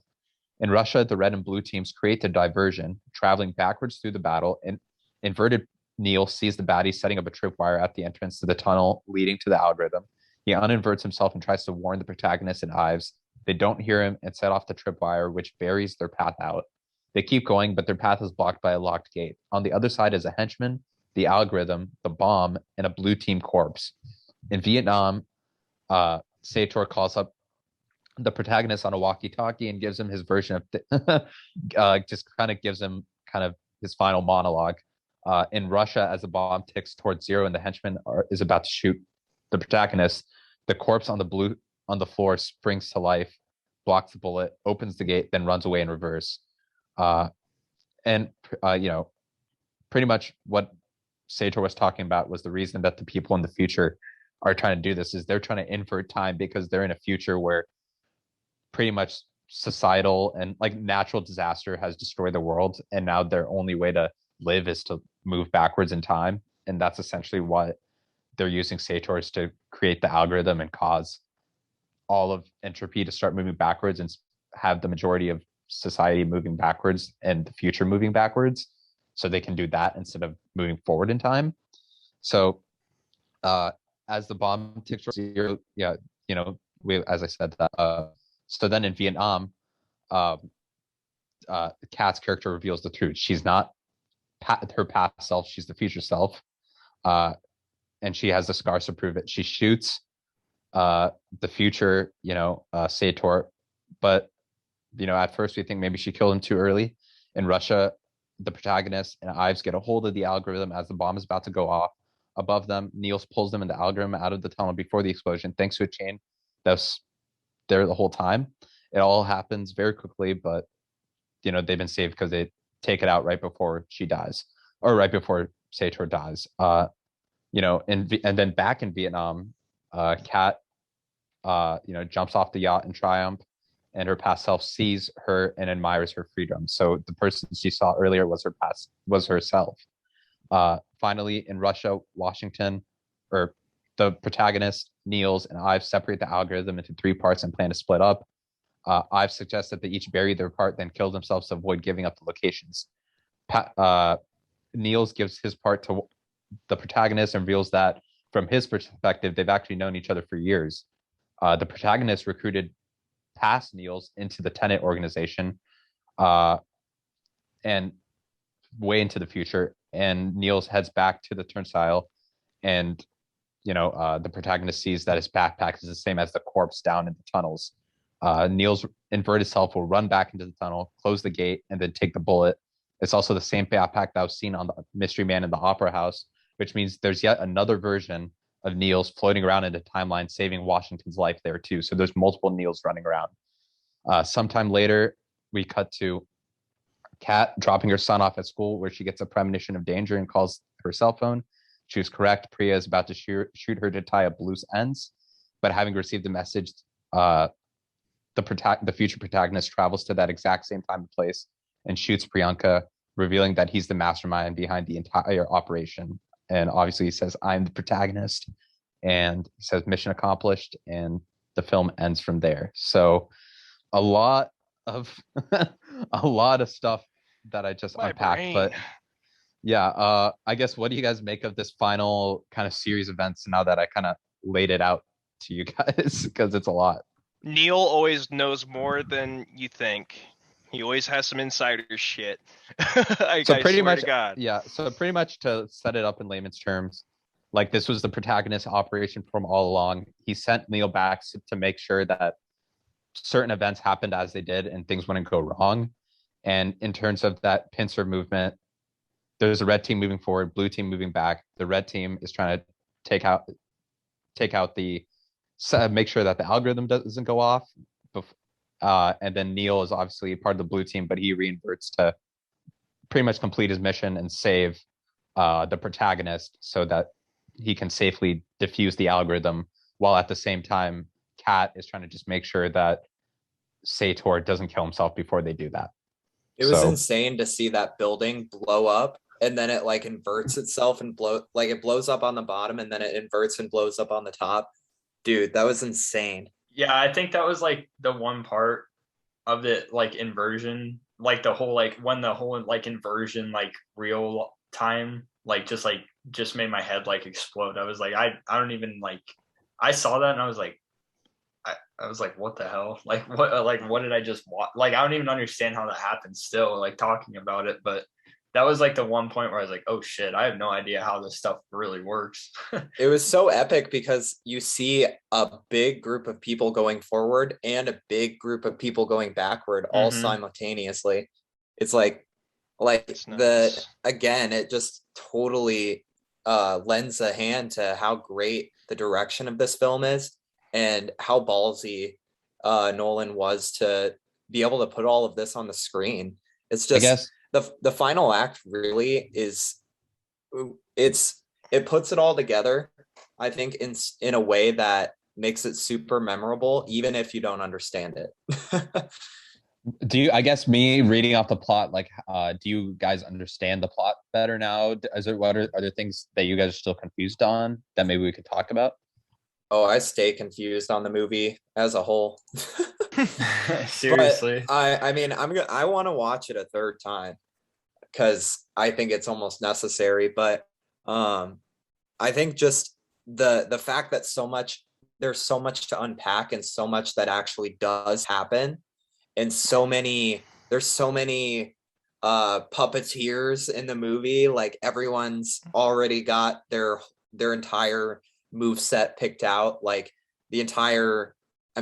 For anything to happen invertedly, it would have had to have happened forward. So it's mind-boggling, the whole thing. There's just so much. And the fact that Neil goes rogue and goes forward and backwards multiple times throughout the whole battle makes it that much more confusing because like you have no clue what he's doing or like who the real Neil is. Like you're kind of just suspecting like there's 3 of him out there, 4 of them out there. It's wild.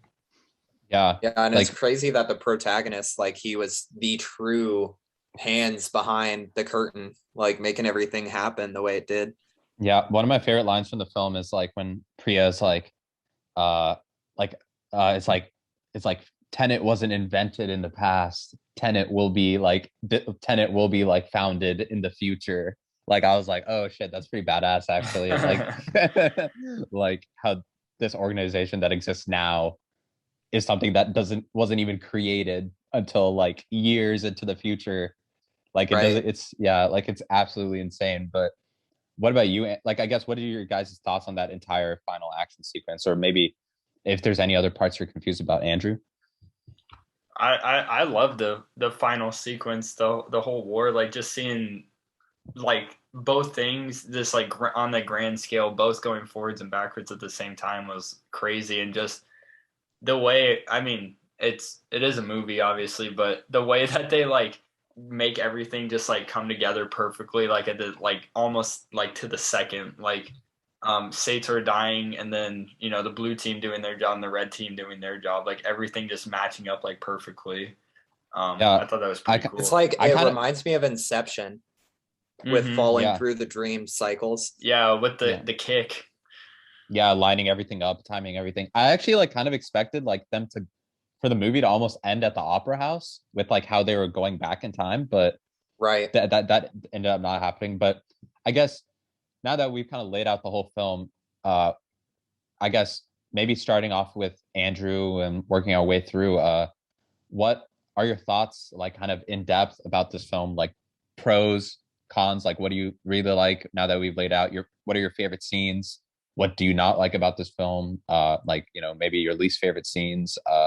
And I guess maybe what would you like for Nolan to do next in your final score? Kind of like your summarizing thoughts about pros and cons, favorites, least favorites, and the film as a whole.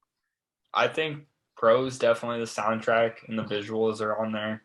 I think the story just itself being unique makes it a pro for me, because it's like I've never had a movie where I've like actually had to like think as hard as this movie, which is like, not everybody wants to think while they're watching movies. But I mean, I think especially for a director like Christopher Nolan, I'm fine with putting in the brain power to figure it out, just because it's like so intricate and everything. And once you understand it, it makes the movie so much better, especially watching it the second time. I think cons, like you said, like between Kat and the protagonist, there's just like a bunch of like, I feel like it's just wasted dialogue and stuff, like building all this tension just to not really do anything with it. I also think obviously it's fixed in the the at-home release, but in the theater the music mix was not great. Like that, I would say that was a huge con at the time, because there were a lot of lines of dialogue I heard and stuff on the home release when I watched it the second time that I was like, I didn't even know anybody said anything in this part, or like, because I remember the whole time we watched it in the cinema, I was like, why is there just like so much loud music going on throughout all the dialogue of this fucking movie? Like, I can't even understand like half the shit Robert Pattinson's like saying. And then, but like in the home theater release or the home release, it's like a lot more muted, so it's a lot easier to follow. But for his next movie, I mean, you can go anywhere really. Maybe stay away from time for a little bit. Maybe go back to something like I mean, I guess all of his movies are like time except Dark Knight and Dunkirk, but I don't know, just something original like this. Like I like seeing like like nobody's ever thought of like this inversion stuff before, which is really interesting to me. So I mean, go wherever. What's your favorite scene? I'd say favorite scene. I'd say my favorite scene is probably the second Freeport fight where he's fighting the inverted version of himself. I think it's like super badass, and like how everything comes together, and it's like the it's like the oh shit moment of this movie. Like how every game has an oh shit moment, like this movie, that's its oh shit moment. But I mean, final score, probably I give it an 8.5 out of 10. I mean, I don't think it's a masterpiece by any stretch. Maybe the more I watch it, I'll appreciate it more. But I think an 8.5 is a fair score because I mean, a Nolan movie is obviously going to have like a baseline score pretty high just because he holds himself to, a certain standard that, only certain directors have. Like I think of like Quentin Tarantino, even his worst movie is like still a great movie. Yeah. He's in that like echelon of directors. So What? yeah, I give it an 8.5 out of 10. I think that's a fair score. Well, what about you, Parker? Give us all your favorite scenes, your overall pros and cons of the film, and your final scores. I thought my favorite scenes were really coming when time was going backwards, when we were in the inverted portion of the movie, where you kind of got to see how the physics really work and how Christopher Nolan's vision came all together. The concept he really wanted to put together with this movie, like Inception has its dream catcher, Interstellar has its third dimension. This has its inversion. Like this is what Christopher Nolan really wanted to break through with the movie. So I thought my favorite scenes really came in that portion, like the car chase going backwards, the second fight at the airport. Just everything came together in there for me. What I really want to see out of Christopher Nolan next is maybe just something more like, I don't know, another Batman movie, man. Like that ain't happening. I wish like that would something totally more normal. be amazing. Yeah, just something a little less mindfucky, I guess. Traditional. Yes. But just with a new Christopher Nolan concept that we're used to. But honestly, like I expected big things coming in this movie. I got big things, of course, but I still really need that second watch, or that second viewing to really put a lot of things together still. Because even you guys said it, like you really need to like think in a different way as you're watching this movie. You can't think like traditionally almost. You have to think as like yeah, you have to really be alternative when you're watching. Just have to feel it. Yeah, it's an instinct kind of thing with this movie more than anything. Final score, this would definitely go up in the future with more watches. I don't think I can really give it a high score as of now because I still have a lot to conclude. So I'm gonna give it an 8 out of 10. Still really good. Like the cinematography is top notch. Typical Christopher Nolan. Like this is why I watch every one of Nolan's movies. Like 100%. Like they're all mindfucky. They all want to make you think.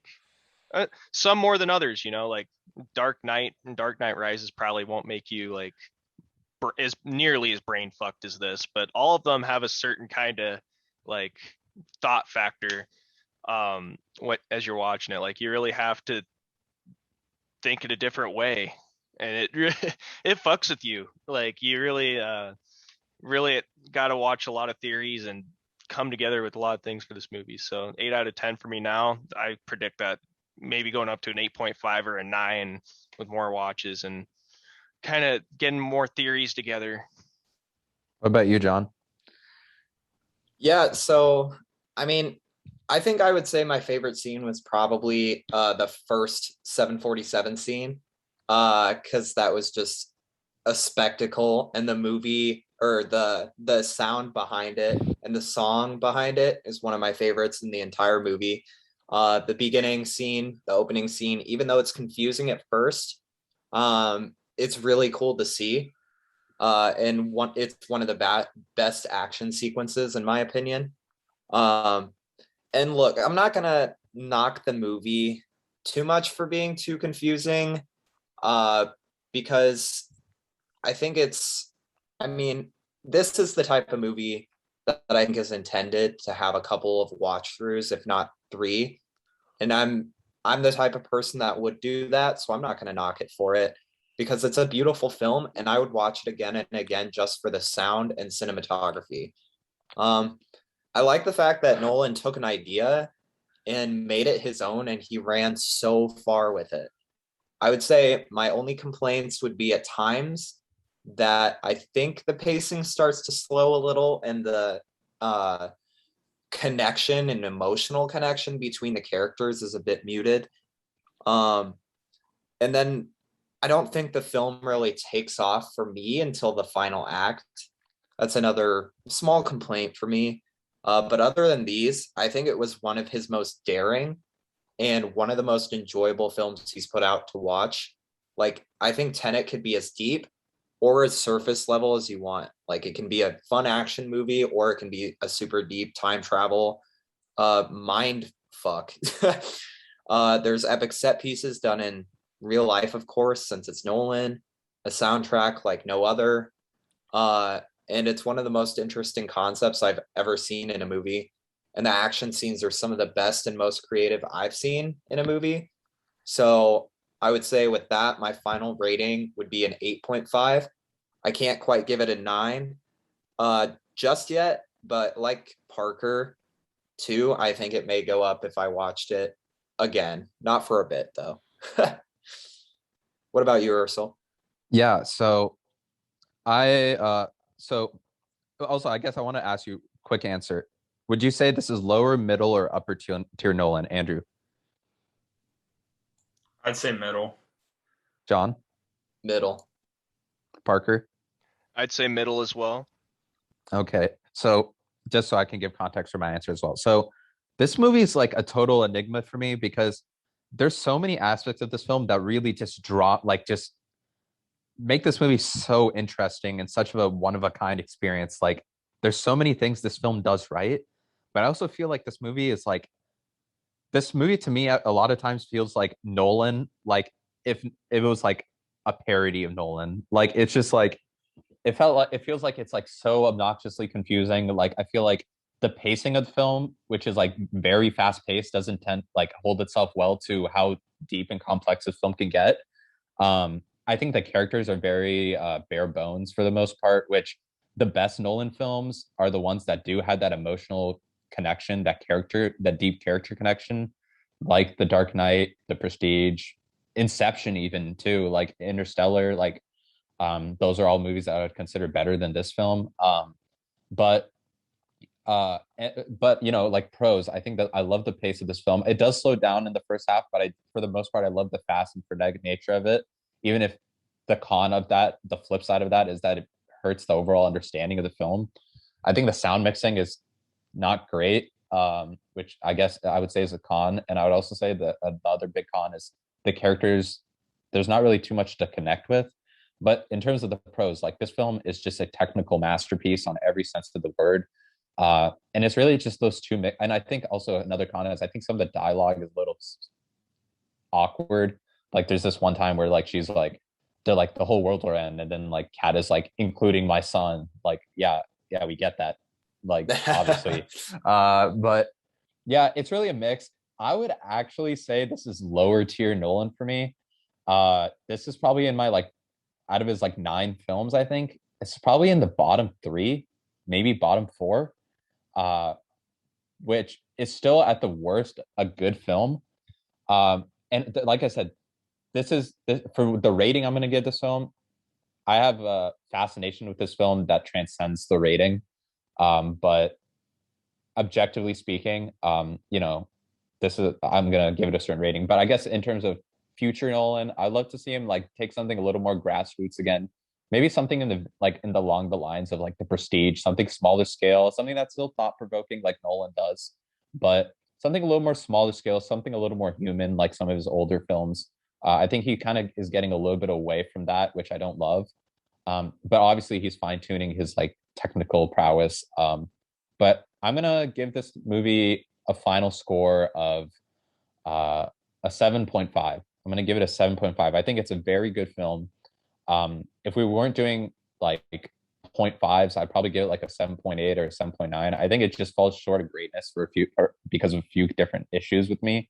But I'm gonna give it a 7.5. So putting that all together, I think that puts us at a final score of 8.1, which I think is pretty good. I think we're gonna keep doing Nolan reviews. So like we'll eventually have kind of like a tier ranking of what the controller cast